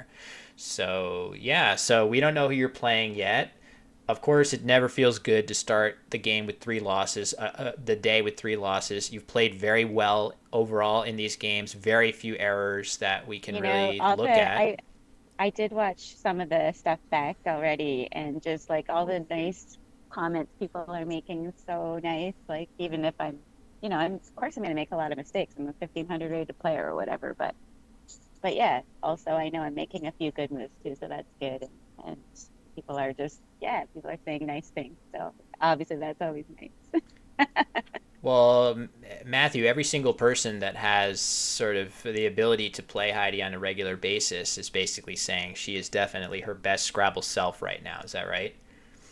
I would say so, yeah. I've been increasingly impressed every time she lays down a word that I thought she wouldn't know. It's like, oh, she does know that word. So the improvement is noticeable. So You have to come over here. We have our other streamer here, Josh. Hey, Josh, he has a stream going on his channel as well. I guess Josh is probably maybe sad that he was not able to force Jason back to the pack with a win, but he's still doing great, 14 and 5. So, hi, Josh. How are you What's doing? up? I see a lot of hate in the chat for my stream. I guess I should have stayed away. Oh, I don't know about that, but I think mostly this chat has been full of good vibes. So yeah, I think everybody's happy. I don't know if it's any hate for anyone here, but Yeah. So it's nice to be spoiled for choice. Hopefully, lots of people are heading over and checking out your stream as well. So, um, and it seems like I know you're going to be the first to say you're not playing well and all this stuff, regardless of how your results are. But it seems like 14-5 in a solid field is pretty solid. You pick up some ratings, so glad to see that for you too. Yeah, how are you guys doing? We're How's the games good. been? Games have been good. We just had a game where Heidi managed to draw AGUV 5 turns in a row. It felt like. Apart from that, it's been good. I'm very much enjoying having Matthew along with me for the ride here, Hey, he's and finally on camera. How did you guys do that? it's I It's the magic of heroines a bird. Hey, you can't say that word. You're gonna get banned again. well I offered because I love Matthew's alter ego that he streams. I love Rocky, I the love Rocky too. avatar of Matthew, and if he wanted to have Rocky, I asked him if he had a good glamour shot of Rocky to put on screen, and he said it's fine. I'll just be on camera, and I said cool. That sounds good to me. Yes, So that's why you which is got. way better. Was there any thought, Matthew, that you would prefer Rocky? No. Fair enough. Yeah, it's all good. So, cool. So, I guess it seems like all the results are in. It's not going to be too long until you find out who you play next. Um, Oh, Even after 3 losses, you still have picked up a nice chunk of rating, and if you get a couple more wins from here on out, you're how can I still pick up rating when I'm losing? What? Oh, you just mean I overall. haven't lost as much? You're losing Like to I good Yes. haven't lost players. enough to have, yeah. Yeah, overall, you're still up 30 rating points at this tournament, so it's definitely, and you were Sevruga is a word? Wow. Sevruga, yeah. So Cool. Guava was probably a good play, maybe the best play. There was also a cool play of Avruga, Ooh, ooh. Avruga. Oh, you know what we want to ask you? Oh yeah, I wanted to talk about that last game. I didn't get a chance. The That Rugulas one game. game. Yeah. What So did you want to ask? so that was painful. That was very painful to see Elastin go down by Rodney Yeah. in that second Hmm. game. It seemed like you were right on the cusp of locking that one down. My question was, were you thinking that Rugulas is valid? Would you have played Rugulas? Yeah, probably. Yeah, if you had to, certainly. But that's actually not one of the many valid spellings of the words like that. So it Okay. could have saved Is there yourself is some there pain. is there one like where like something like that? Is there something like that? So I, Rugulas, well, obviously I know that, but and I then Rugolas, R-U-G. Rugulas, Yeah. oh Rugolas. oh okay, that's the word. Yeah. Yeah, Okay. yeah. So those are the two. Um, Okay. So it's a good thing I didn't get a chance to play it then. exactly. We were Um, saying it might have been better emotionally to not but have that. I was just hoping because I'm a hopeful person. I was just hoping he was going to give me an A and I wouldn't have to think about it. Yeah. I think one of the bigger trolls was you drawing FLAVUR blank, I think, and then he has many possibilities where he can open the board and give you an O for flavors. And then he makes a play that gives these overlaps, right? Like he made that BE play where you were like 1 tile away from having flavor in 3 different locations, but none of them actually fit. I'm sure you spotted that, huh? I didn't. I didn't think about flavor at all. Oh, well, honest to But a I would have. fault. It didn't I would have. matter. I would have if there was an opportunity to play it. I'm sure I would have found it. Right, right. Maybe. I'm not sure. I probably would have. You've been basically finding every word that is reasonable for an English speaker to anagram, I would say. And then a bunch of other words that clearly show you're studying. So, yeah, it's really only the words like henners that you would need to be really deep into the dictionary to know for sure that are escaping notice. So that is improved. The short game is improved. And I I would thought maybe I'd be say, able to play like Vargano or something, but no. there you go. I would say, and maybe Matthew can corroborate this, maybe the biggest change is your willingness to play defense lately. Yeah, I know. That doesn't necessarily go, your natural instinct is maybe not to go that direction, but you've actually Yeah, done it pretty successfully in a bunch of games here. yeah. I'm trying not to be so reckless. So yeah. Yeah, that's been quite evident. So, yeah, overall, this is a tough group. You're definitely hanging in there. It would have been awesome. It just feels like one of those Rodney games. You Yeah, just needed like one extra tile to go here or there, but I guess that's Scrabble. yeah, yeah, So I guess we're still yeah. waiting for your next opponent. But when you look around the room, who are you hoping for? Who do you want to match up I against? don't even know who's in the running. Like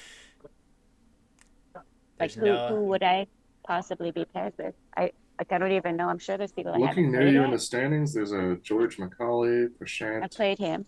Steve Azorio, Terry Kang. Oh, I might have to play Steve. I haven't played Steve yet.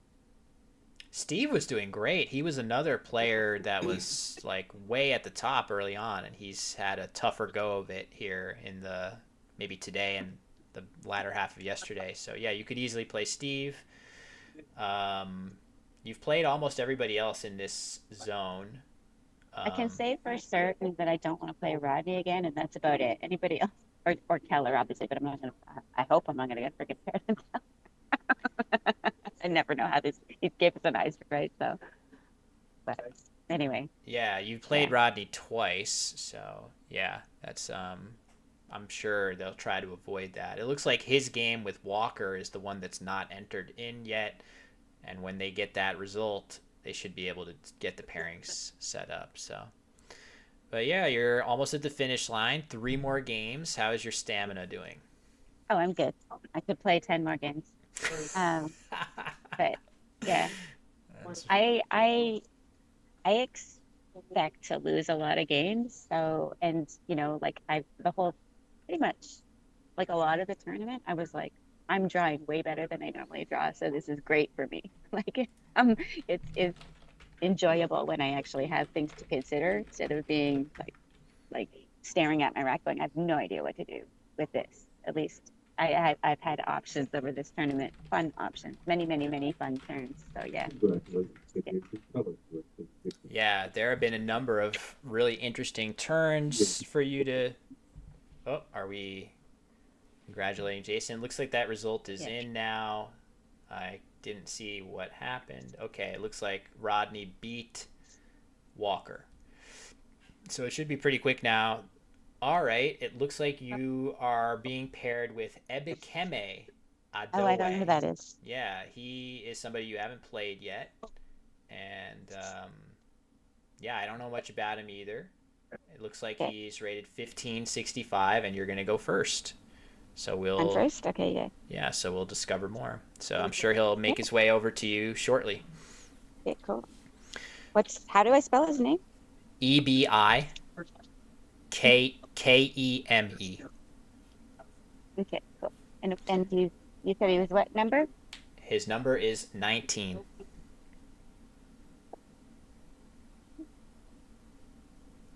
All right, so I assume he's going to be dropping by shortly. We'll see. I No, don't see anybody yet. nobody's around. Okay, Yeah. in that case, we can continue to hang out on Zoom until people file back in.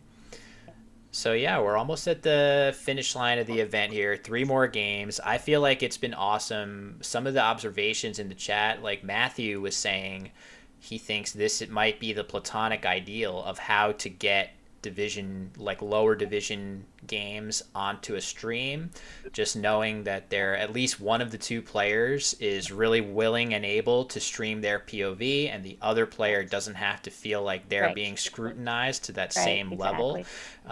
I feel like that's a really good observation, and I feel like the sum total of equipment.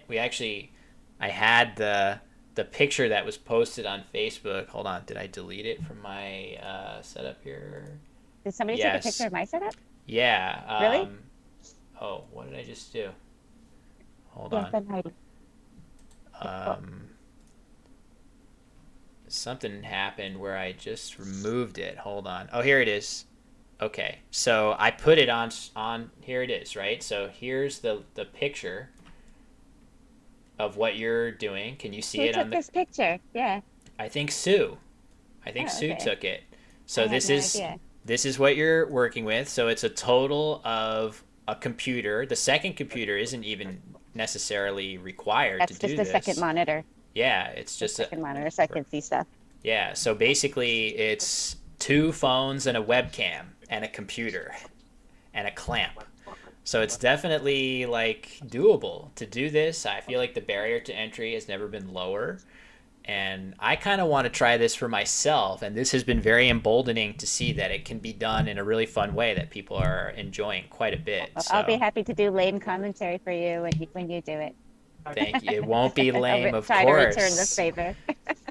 It doesn't have to be, the pinnacle of Scrabble strategy. It just has to be somebody to interact with the chat and, make it fun for the viewers, which is what we're trying to do. So That I can do. They're about to get an ad, so I guess I'll get off of here. My opponent is turned, so we'll get started. sounds good. Perfect. All right, good luck in your game. Hope the tile draws turn around here starting now, and we'll catch up with you after this round. Okay, bye guys. All right. So that, let's see, I think she's still. I'm trying to hang up the call. I can't find Yeah, it. I could boot you, but Oh, there I'm it is. scared I to. got it. I got it. Okay, cool. I think I've discovered in the past, Matthew, that booting somebody from a Zoom call, like Zoom assumes that you're doing that for good reason, and they don't let you back on the call. Like they assume that you're a bad influence. So I didn't want to boot her from the call. But sounds like the next game is about to begin. So I feel like she's due to get a break or two in these games, I would say. Yeah, I think she's overdue for an opening rec bingo, an easy Mm. one with a blank and some S's in it. That would So be that's great. what I'm calling right now, right here. Nice. Let's hope for that for sure. All right, hold on. I seem to be able to edit this file now without you having to. Great. You were able to. Whatever happens, let me check again. Yeah, that's something where it's not super difficult to redo it the way we have Seems to be been. working. Great. Okay. So that's 16. You'll be able to reset that too? Yep. Okay. Awesome. Yeah, sorry for the ads, everybody. I could try to make it rain with some gifted subs, but I'm already managing enough. If she had played Cajolers, I would have gifted some subs for sure. That would have been too much. So yeah.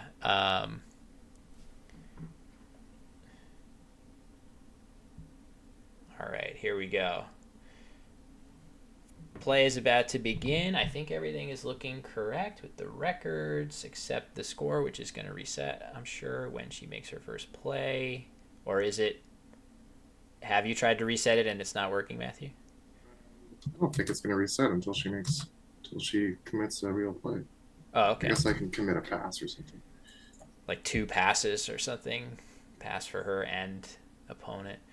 Well, we did not get our wish, clearly, of the easy blank bingo with a bunch of... There we go. You got it. Nice. With a bunch of... All right. She's going to play Nori. But one spot over to set up some X spots. I was going to say, maybe... maybe she could have gone crazy with it and done that. This is... I guess reasonable. I mean, just saving the X for next turn. I would have been tempted to play it, and we're going to see... Oh my gosh. Okay. She can't draw the U's in this game. As we see Uhuru come down within seconds for Ebukeme. That never... a challenge. Yeah, it is valid. That is a Collins word. Isn't that a star? Oh, nice. Pretty good draw, actually. Does she... We should have waited to see her tiles before challenging, like we've already seen before. Yeah, Sometimes Radix. a phony gives you a play.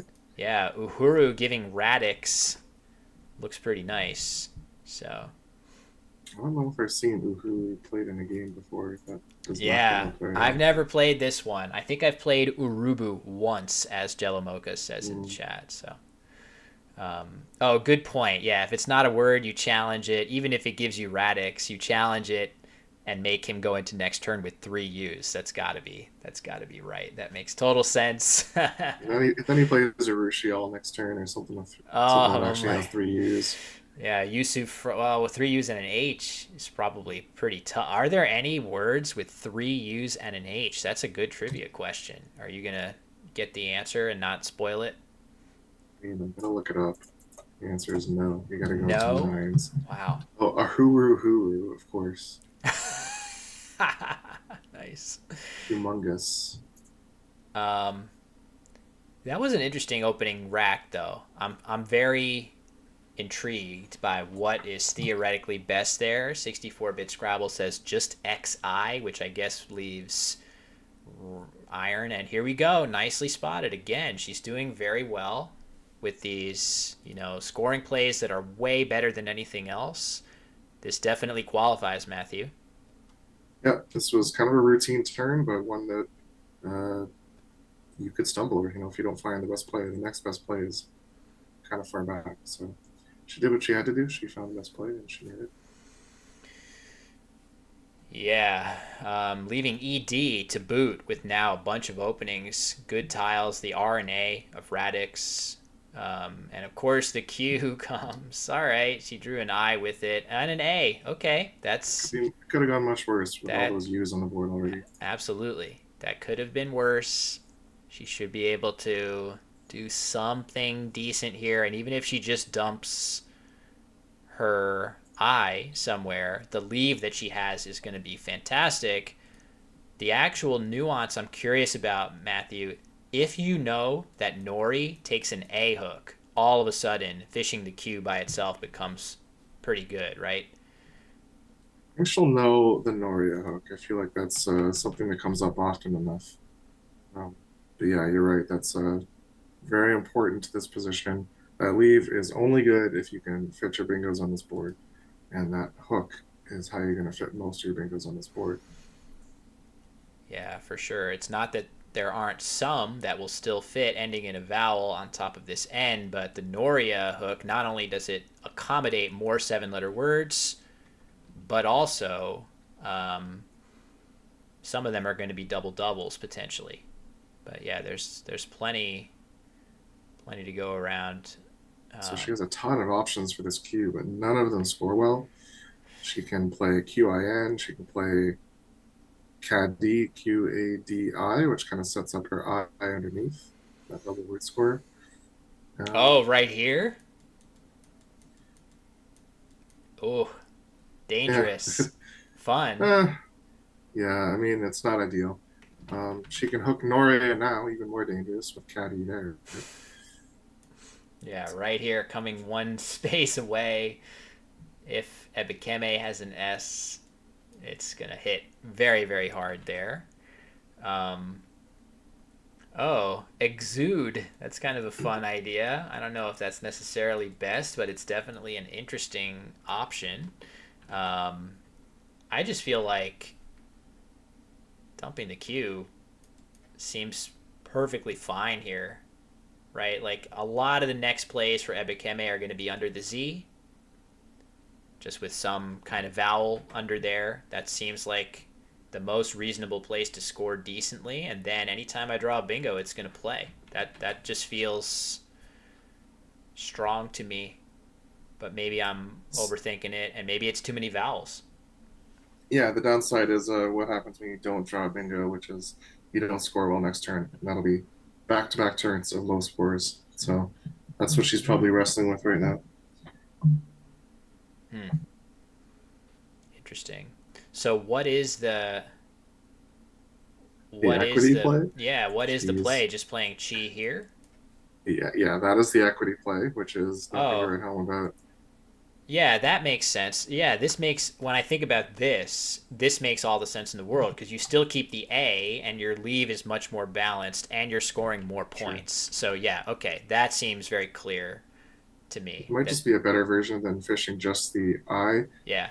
Um, yeah, just the issue is it obstructs that bingo lane that you might have wanted under Nori, but if you're all in on the Noria hook, then it might not matter. Just coin comes down immediately. So, all right, let's see what we get here. M looks pretty good, and E, ooh, don't think she Yes, not quite good enough. It's not almost there. quite. Damn. Close though. So, Now Exude is going to be a real option. yeah, that's going to be a It's, great it's choice. So she'll definitely look at this and quickly think to herself, do I have a bingo? Because it's very reasonable. The thing about Exude, the only thing I don't love about it, I think it's probably the best play. I would be tempted also to just play something like MEED here, just to keep the A and bank that he's not thinking about Noria, right? Like there is some merit to that. This doesn't score as well, probably, but I like leaving Noria totally unobstructed just to try to catch him off guard with it.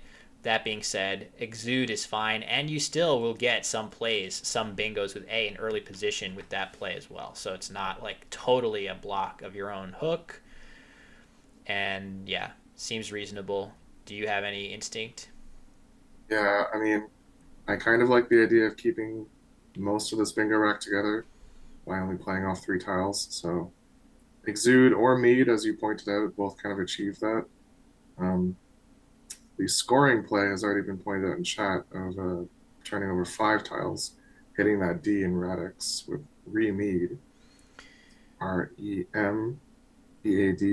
Kind of a tough find. It scores 34, keeping ED. Um, it might be worth it. A lot of the time, you just draw another A, and you'll get another crack at that Noria spot. She's going to go with Deem. Mm. This is similar, but a little less balanced with the leave. And maybe the overlaps are kind of scarier after this, I would say. Yeah.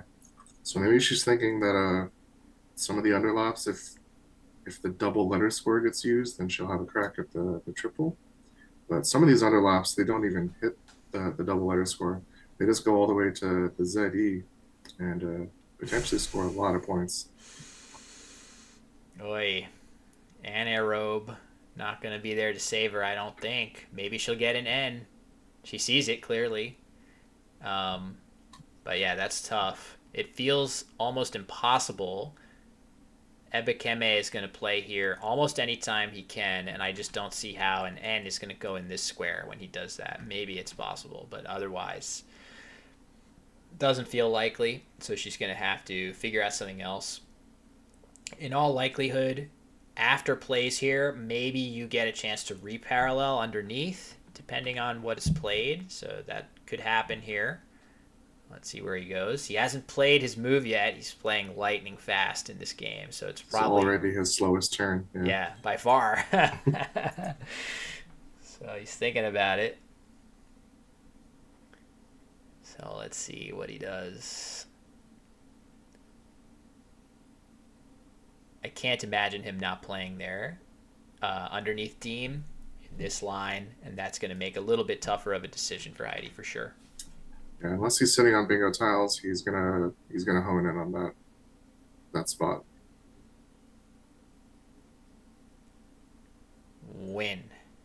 Okay. This isn't that easy to underlap, unfortunately.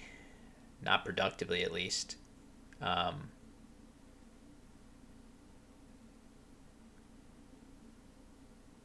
Heidi's shaking her head as if, yeah, maybe she's shaking her head at that N. Oh, this is a little easier now. So the MO, now you can fit some stuff that you couldn't before, such as the A, the E.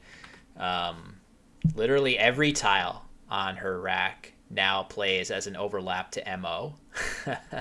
Changes things a little bit, but she still has such inflexible tiles that she can't do much there.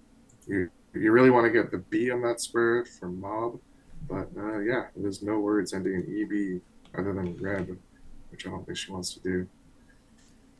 Yeah, can't spend both of your consonants for such a short play. Um, but she could just literally play EA here. And that is actually an equity play. It's one of the best plays she can do. Another play is Aber, ABER, kind of a weird looking Collins word. Takes a bunch of front hooks, which this static equity will not consider.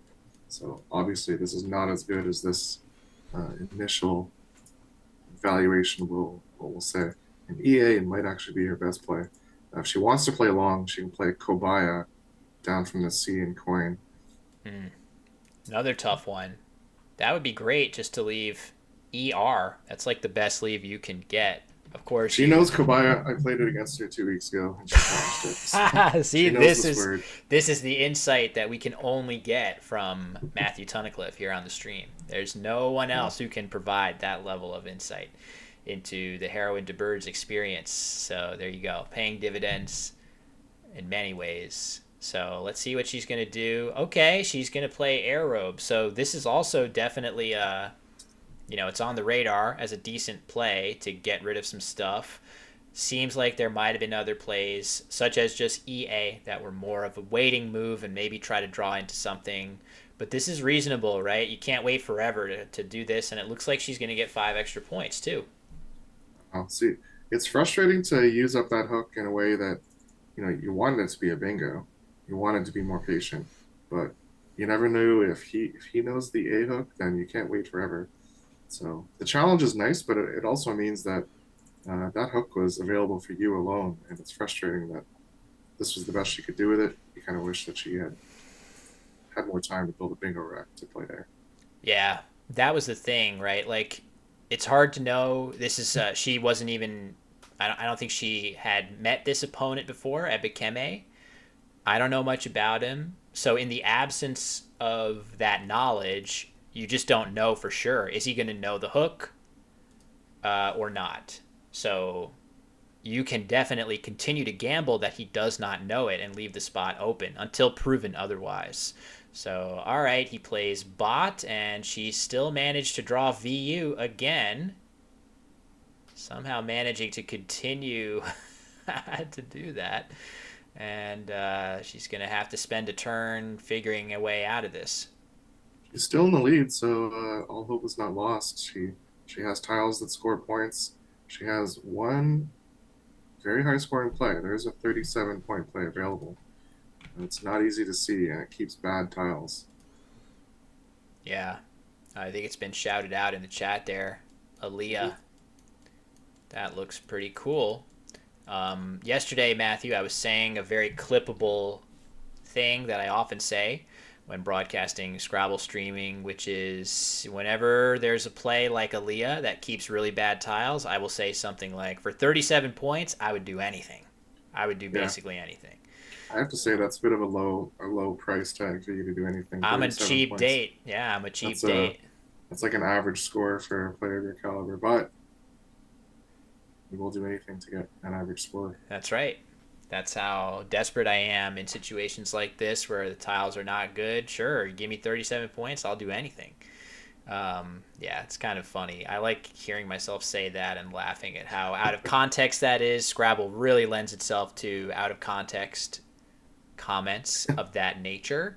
As my channel trailer is, I actually have even more comments like that. There was a time on Twitch where I had Airhead blocked, and I said, well, thank goodness I still have diarrhea.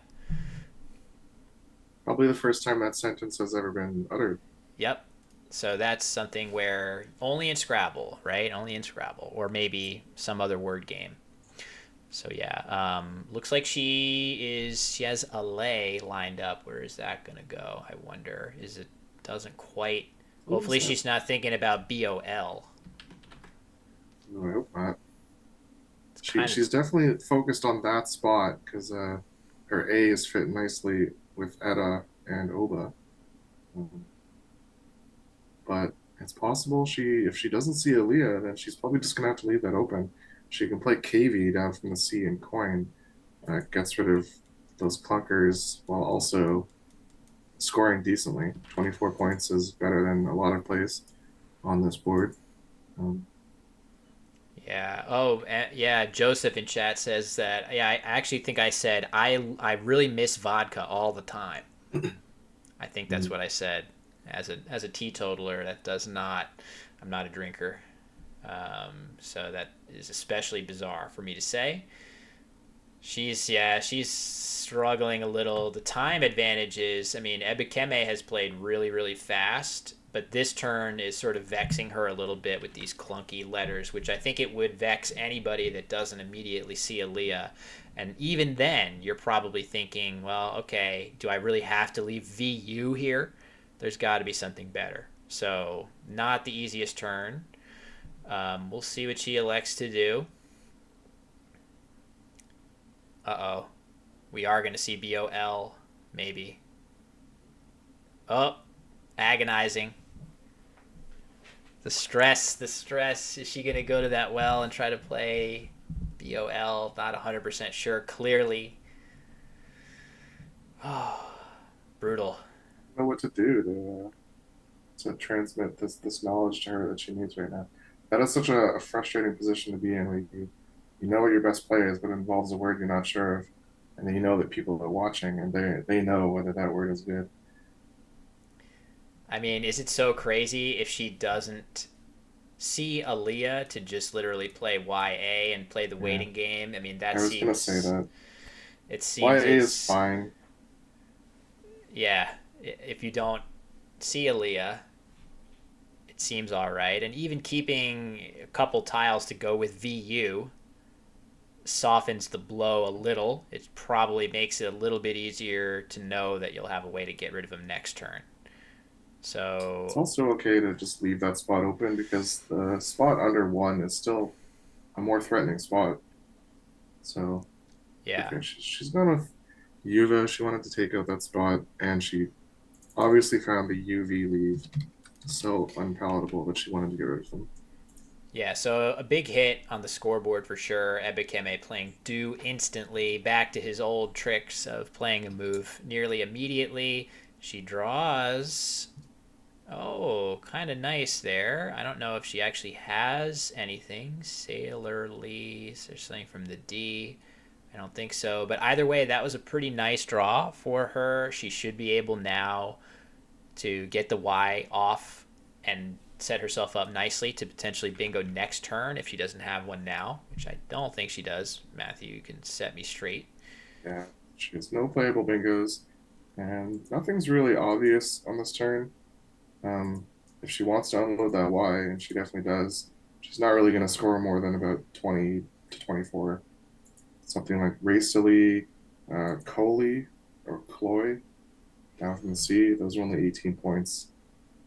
So it's not really obvious what you're supposed to do here, but she's probably not going to be pleased with the options available. What about just YO? Is that okay or no? Yeah, I mean it's okay statically. Do we like our bingo lines enough to go all in on the sleeve? Like we have that S hook, You got we have that S this. hook. These are Uh, both not great. I certainly don't love either of these two spots. Both give triples as counterplay back. mhm. She getting ready to play Royal. Oh, look at this. Okay, so she's going a bit longer. Um, wasn't considering that. I mean, you definitely increase your odds of drawing another S and one of the two blanks with this play. It certainly scores decently. I would like it a little better if it hit the Y on one of the two double letter scores. It does feel a little bit like it's going too far in the realm of maximizing score at a cost of leave, but maybe it's surprisingly good with those two blanks and three S's all to draw. Yeah, I'd say this doesn't quite score enough to justify blowing up the rack, but it's a good find. She had the wherewithal to look for a eight letter word through a two on the board, and she could have been rewarded if she got a blank, but she didn't, and she's getting punished by floating that Y, unfortunately. Yeah, solid play by Ebikeme here. 36 for sight, I think. She's still very, very much in this game, but that draw was. Oh, he's picking it up. Already committed it though. You can't do that. Yeah, he'll probably put it back down. Might be unsure. This is a strange looking word. Um, Sim liking Yar. Where does Yar play with Ewer? Yeah, and Yara was actually the equity play, the top equity play out amid a slew of other plays that were very similar. Yeah, makes sense. It sets up K, some front hooks. Is it just the K just actually? the K. Yeah, you can live with the K. I think that's reasonable to play. All right, Sight is the play for Ebikeme. Heidi is down by 30. Um, She's facing another turn where nothing is super palatable. are you really Um, looking at like Fogey through the O of coin here? Fogey is like the second highest equity play. Okay. Pretty depressingly. The highest is if underneath coin, keeping not Sure. great tiles. Yeah, sure. Scores a lot. Scores a lot. Oh, we got the Gideon copy pasta, one of my faves. There we go. Okay, good job by her. Wasting little time because I think this makes a lot of sense to play this fast. She had to have sort of instinctively known there wasn't going to be anything that scores that much better here. And maybe she'll draw something really, really nice. Oh, all right. The R was great to start with for emigre, right? Like there's definitely regime and Yeah, it's not like she's losing by a ton. She's only a little behind. Not in a huge rush to draw this bingo. She just wants to draw stuff that'll let her keep making plays, you know? They don't have to be bingos, but something to keep pace with her opponent, who's only 2 points ahead. And I agree, she needed to play that fast because this game's going to be close. She'll need this time later on.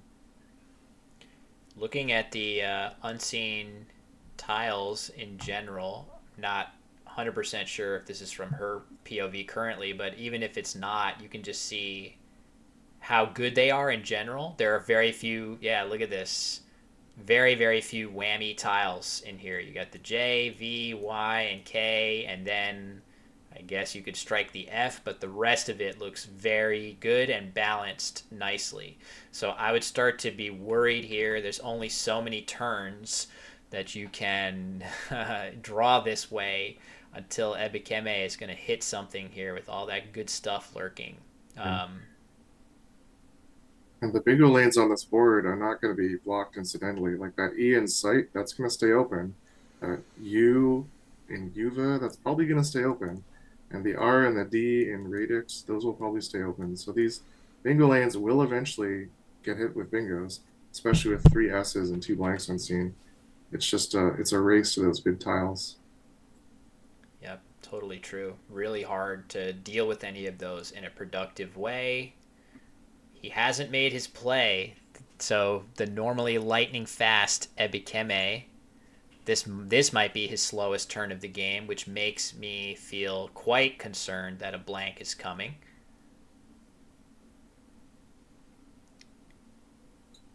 Wow. Is that PV. is that a PV. yeah, That's like a 13 bet. points? Is that a best case scenario or what? I mean, that's as good as it could get, I think. Only a 13 pointer. So this gives her a chance to do something and maybe draw some of that good stuff finally. Um, Not sure what exactly she's supposed to do. It's going to be another tough turn for sure. Like turning over tiles. The longer this game goes on, the more I get anxious if I don't have those good tiles in my rack. So I'd be looking at something like, uh, sure. I mean, this turns over four tiles. Yep, get some points. HE would be great by itself. The G is the only annoying thing about this, especially with more G's. This is the first G to be seen from her perspective, so she could easily draw another, which might be annoying to deal with. Or maybe she'll draw hedging or higgle or something Yeah. insane and be able to bingo with that anyway. I'd So have liked Grime making RE under Royalettes instead, just to unload one more tile, and it's a bad one, the G. But she did get a blank regardless, so we'll see if that G is going to hold her back from bingoing here. Yeah. Not sure about the sevens here. There are, in theory, eights that are going to be kind of tough to imagine actually opening up anywhere. But yeah, she, even if she can't bingo on this next turn, she's got to be very happy with that. And look at that. She can actually play Phage here. I'm sure she spotted that. She had it lined up on the rack. That looks like a great way to score nicely, burn through some more tiles. And again, most of the high scoring consonants have been played. So you can put an E here with relative impunity compared to normally. Right? It's going to be kind of hard, next to impossible, to hit a J in that spot. Um, and yeah, I guess the K is really the worst case scenario here if she plays Phage. So as long as she can dodge a bingo again, she can make a really high scoring play, and then she'll be able to counter anything Ebukeme has with even a reasonable draw. So let's see what he plays. I mean, even if he bingos down to that U and Uva, she has the heavy consonants to hit back. Um, I think eventually she will need a bingo. I don't think she can win this game without one. So it's a question of how long it takes her to convert this rack into something more bingo prone.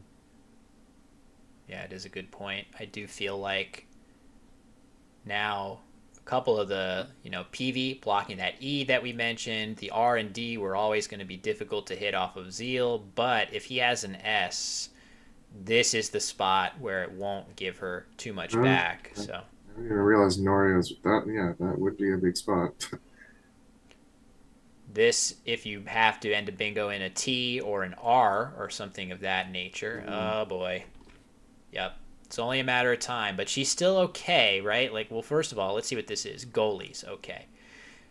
But she should be able to say to herself, all right, this is not the end of the world. It didn't score that much. I can play Phage and draw into something still that plays here and hope that it doesn't give that much counterplay.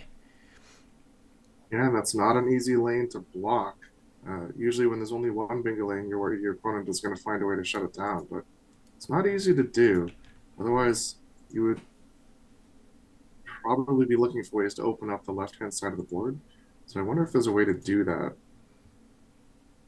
She is going to go with Phage, and this is the equity play pretty clearly. So the other thing is if he does reply with a play through that E in Phage, that opens up another lane. Depending on what Assuming goes it's a here. workable letter, yeah. Yeah, depending on what letter goes here. Of course, there are certainly letters that he could put there, like if he plays JOE or JEE something there, that's not going to be that easy to hit the J, but plenty of letters that you could put there would be useful. And depending on what he has, he might have really no choice, right? What if he has to play something like Trek in that spot, you know? Yeah. Now you've got something decent. Oh my God, are you kidding me? What did she leave? E blank and she drew NNN? Yep.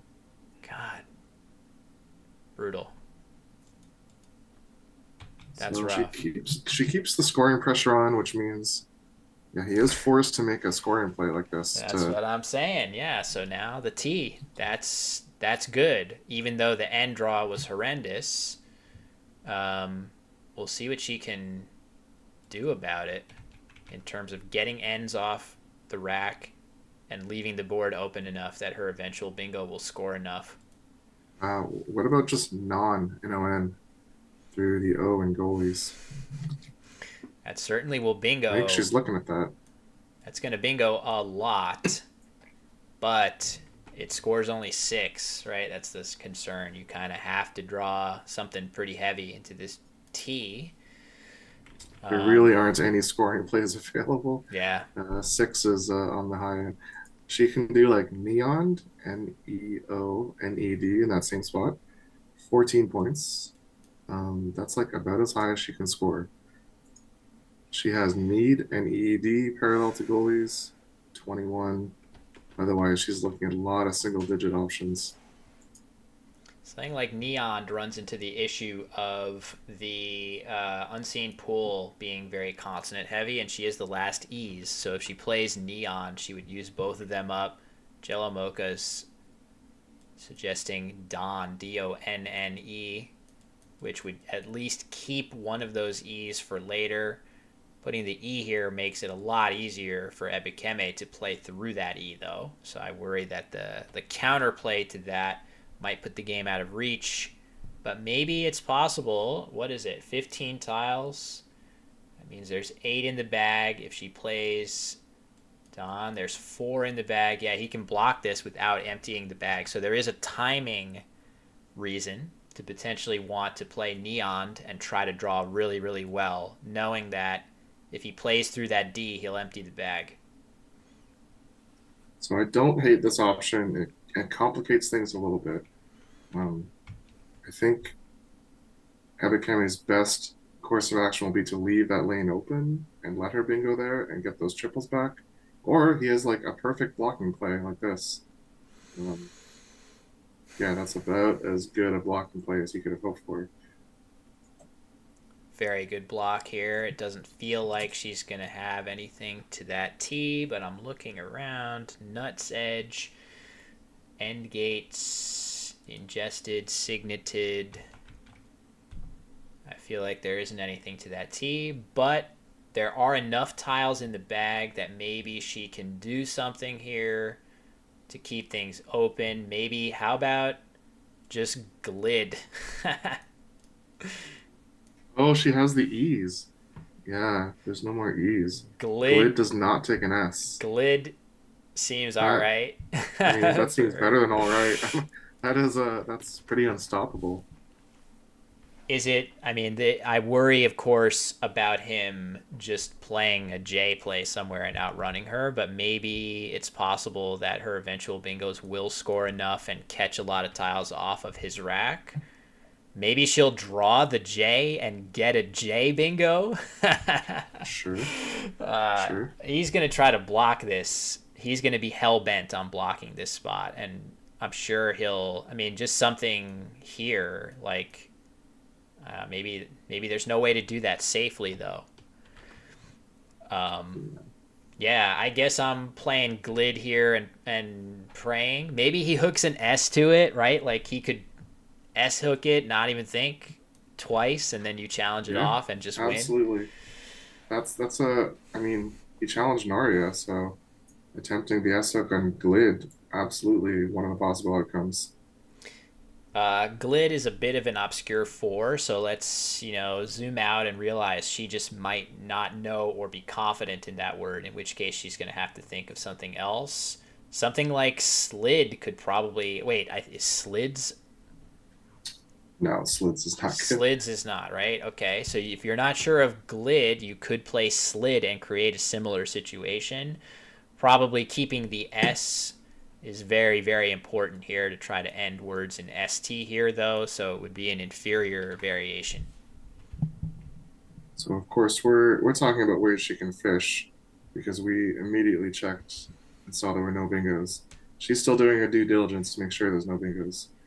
So she has to take her time on that before she can look for these fishes. But she will eventually realize she has to fish.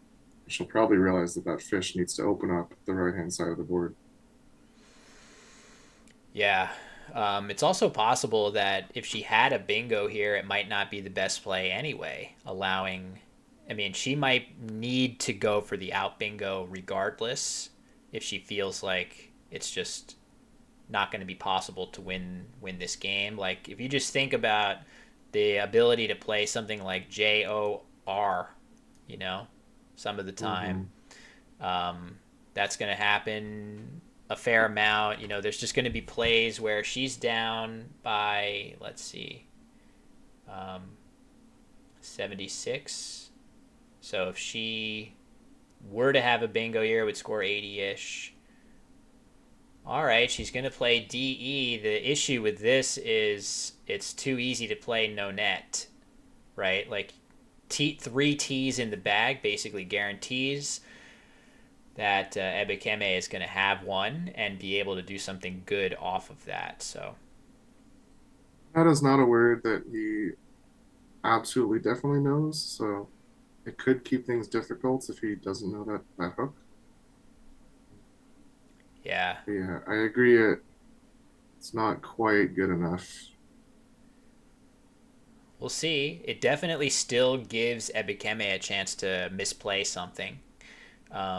But yeah, I feel like the idea of playing through that LI and setting up hooks that only you have is very compelling here. Yes. Oh no, keep the E, keep the E. It's kind of a good idea, but I feel like this extra E, she could have held it back. This basically tells me for sure that she does not know Glid is a valid four, because I think this play makes sense. Oh, oh my god. Brutal. I don't does this actually play? I don't think this plays into the This T. plays through the E for 116, and that's the only bingo. Yeah. Jeerings. Yeah. So she'll try that if she gets it, but there's just no way he will allow that to stay open.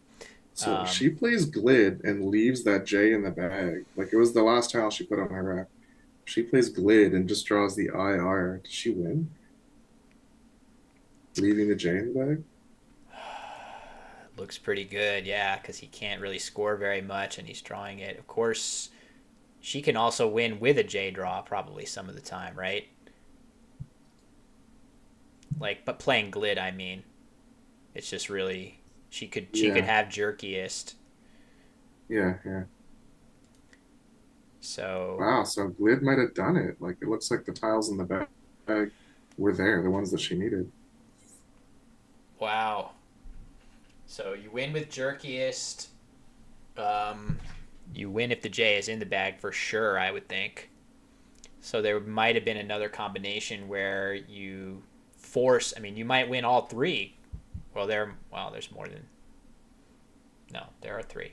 You draw two. If we are isolating those particular three tiles in the bag, it'd be three combos. Yes. So I don't know about the other one. Um, what would it be? So the tiles in the bag. She drew what? RI. Yeah, RI and J. So RIJ was in the bag. So JR. No. She kept an N. Yeah, so jerkiest would not have been playable. What about Jerkinets? Oh no, she had a S on her. Yeah, actually, it might have been tougher than we're thinking to Well, yeah, just leave the J in the bag. Would have been a one in three 1 and 3, chance right? 1 and 3. with what we know was in the bag. From her point of view, it was a much smaller chance. So Ebikeme doing some tracking with his copious time. Um, don't think there's. I think it's literally just block the E and She's cruise. got G-rings lined up. Yeah, she must. She will. She'll play that for sure if she gets an opportunity. There's no way in hell that she's gonna get that opportunity, unfortunately. But Ebikeme tracking, and basically he's gonna try to figure out which of the spots do I have to block, and if he can't figure it out conclusively, he's playing through the E every time. Just it's so much more flexible, and he'll live with it if he misses something into the T of Teak. Even if your tracking is incorrect here, it's you're still going to make the right play, which is blocking that E. Well, now we have Jeerings officially lined up. She's shaking her head, having a snack, probably realizing the odds of this staying open are not the best. What could he do? What mistake could he make? He has to play a phone. Yeah, that's it's always tough when your winning chances are down to that and only that in the end game. Mm-hmm. Has that ever happened to you, Matthew? My opponent's phoning? Oh, sure. I mean, I've played enough where I can only win by my opponent's losing a turn, and And they it, do. it sometimes happens. Yeah, um, certainly a long shot, but it's happened before. It'll happen again. I can't remember if that's happened to me. It must have. I mean, again, as you say, we've played enough Scrabble that we've seen a lot of stuff. Um, in my day, we walked uphill to the Scrabble Club both ways. But Yeah, it must have happened, but I can't recall the specific instance of it happening. That doesn't mean it didn't happen. I just don't have a story to tell about it. So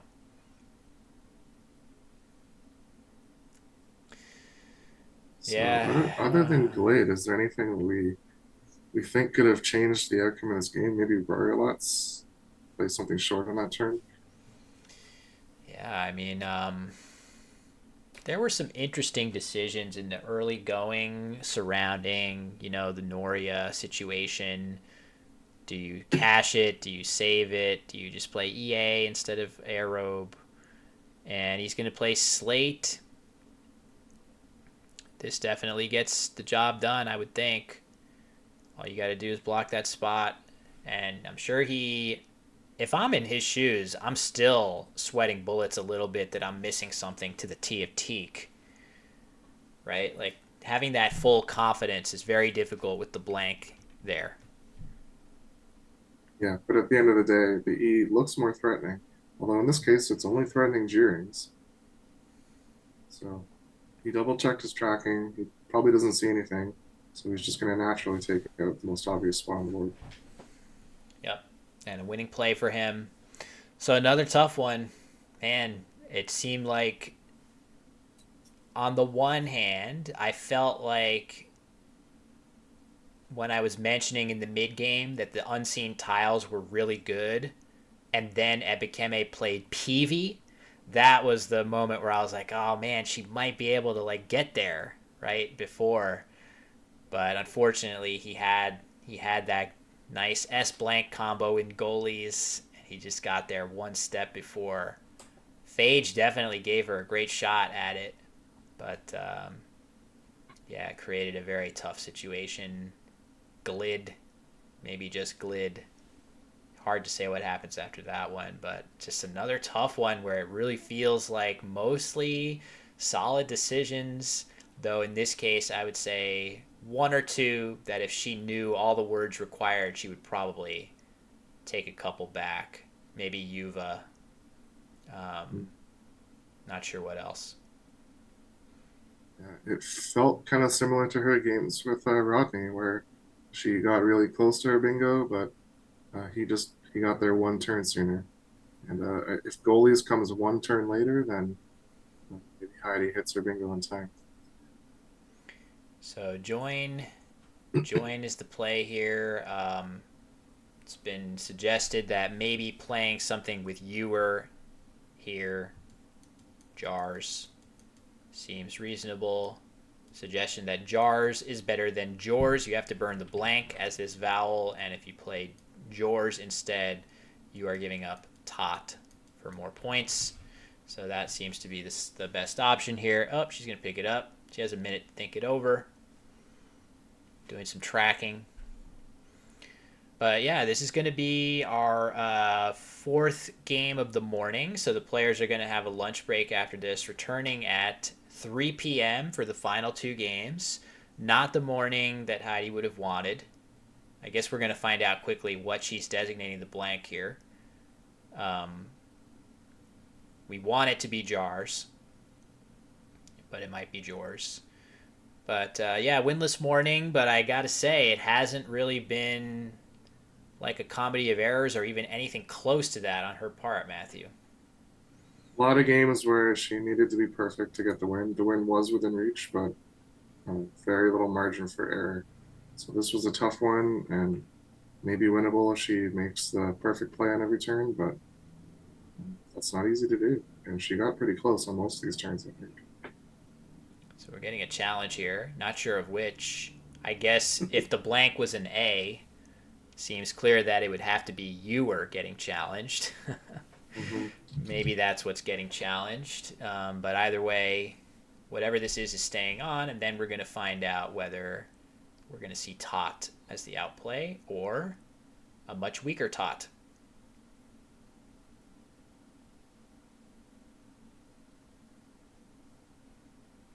Counting up the score.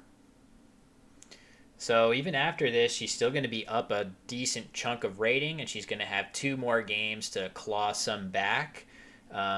She has fallen back from that 1500 plateau that it looked like she was cruising past that. And with another win or two in this morning, she would have really cemented herself in that zone. But it feels like maybe at this point, she's sort of on a more sustainable pathway of, improvement.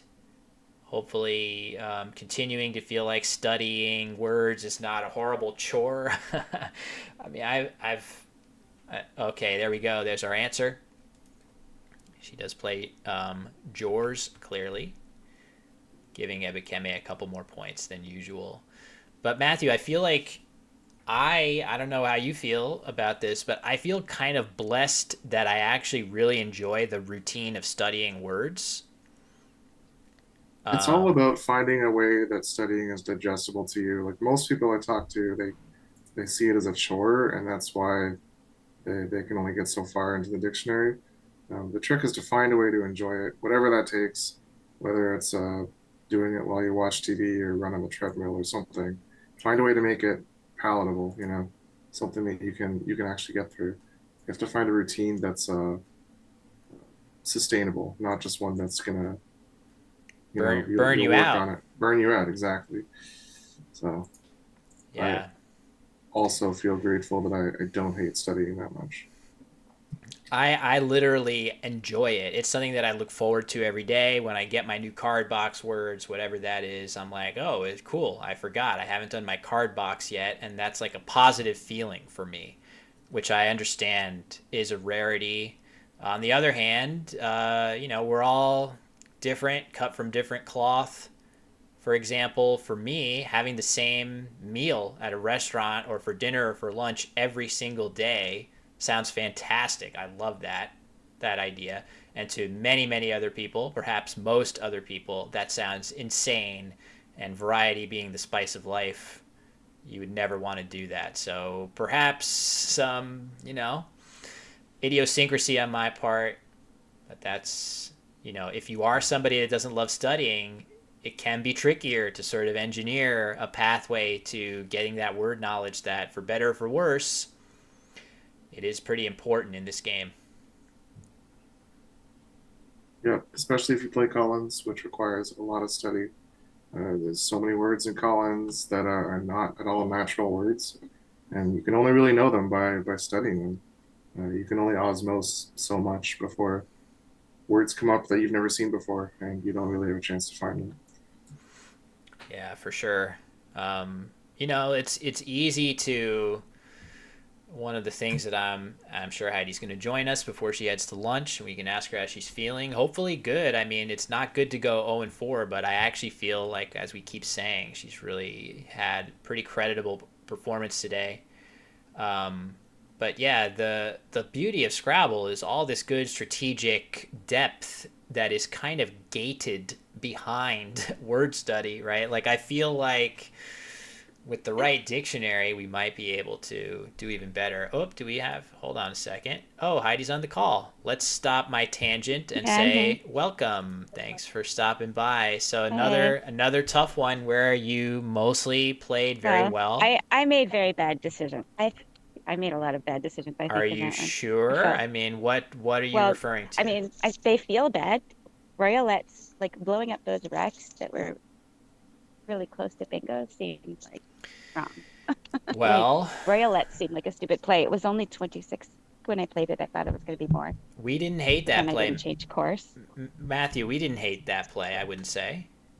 There were no standout plays on that turn. If you wanted Mm, to play a short play to keep more of your rack together, you were looking at scoring like 20 points.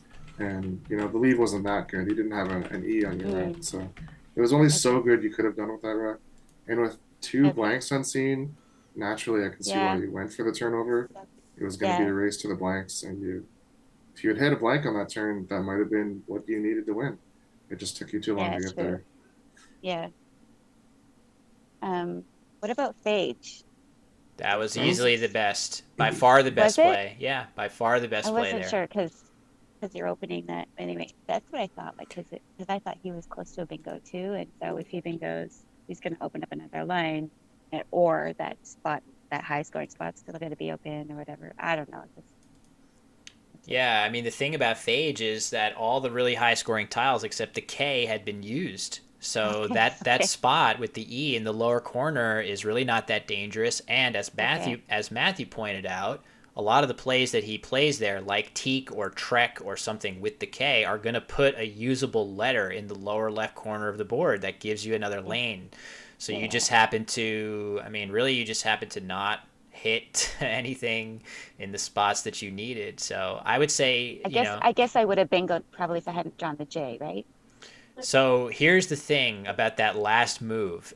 If there is an obscure Collins word of glid, G L I I D, was thinking I should play Glid, yeah.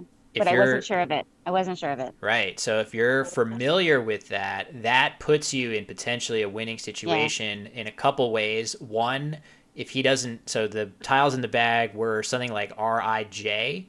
So you had at least, at minimum, we're not 100% sure, we haven't gone through, what were the 8 letter words to the T in the lower left that you might have drawn if you drew the J. But if you But I feel leave, like that was my biggest mistake.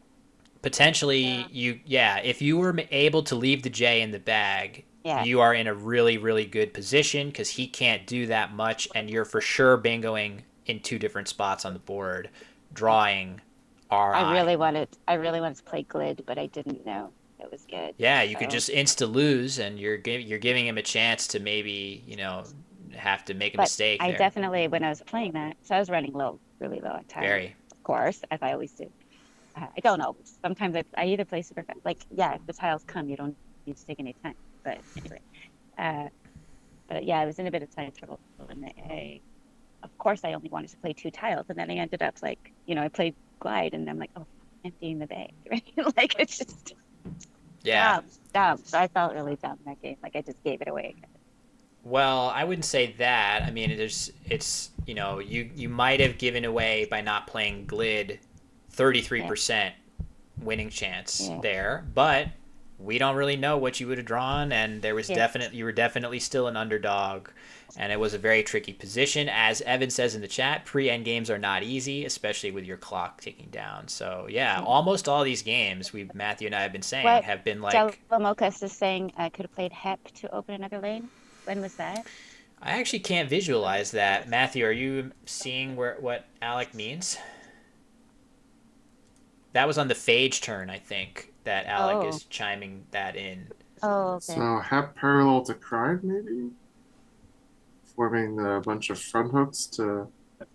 Oh, Or Hep, okay. Hep next to Yuva, Yeah, making a something. up spot. I guess something there. I mean, I was very happy with Phage. I think there's enough opportunity for you there to play Yeah. that.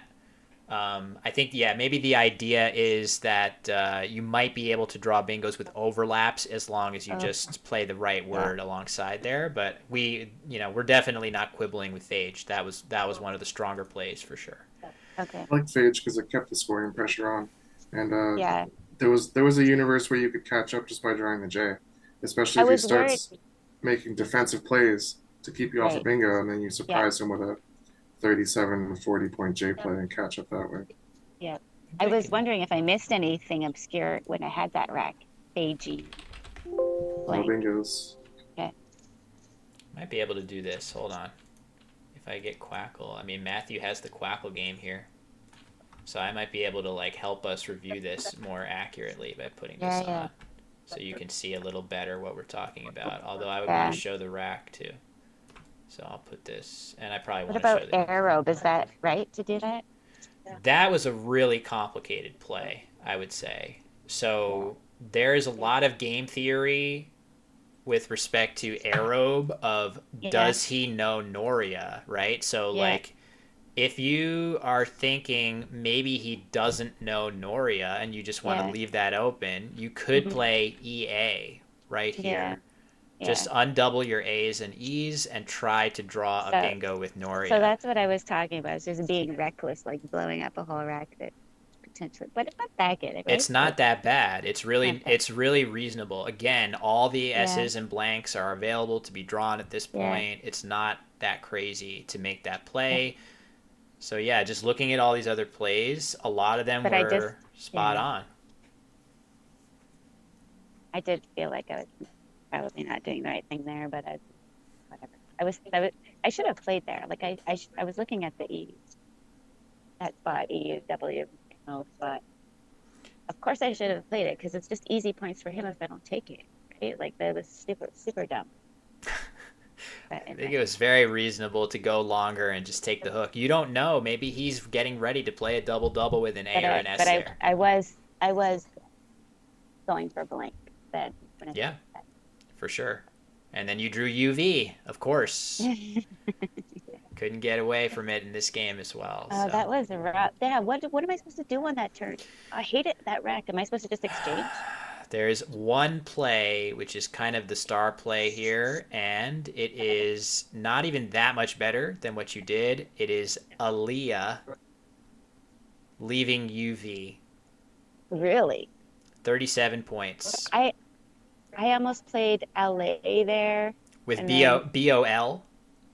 yeah, is that a Yeah, pony? yeah, it is. So we Okay, were worried but about that. Yes. I was gonna play it up like short of the double, so making boy. Oh, okay. Yeah, you could do that. I mean, that also leaves But that's V. probably not as good, right? Well, it leaves way. It scores way Yeah, fewer points and still keeps yeah, UV. The reason that you would yeah. play this So is, that's why I didn't. Yeah, yeah, I think it's fine. I mean, using your VU here, it can't be that much worse, right? Because but getting rid of VU is a good thing. So yeah, yes. that's the only But the Elia, obviously a handy word to know. yeah.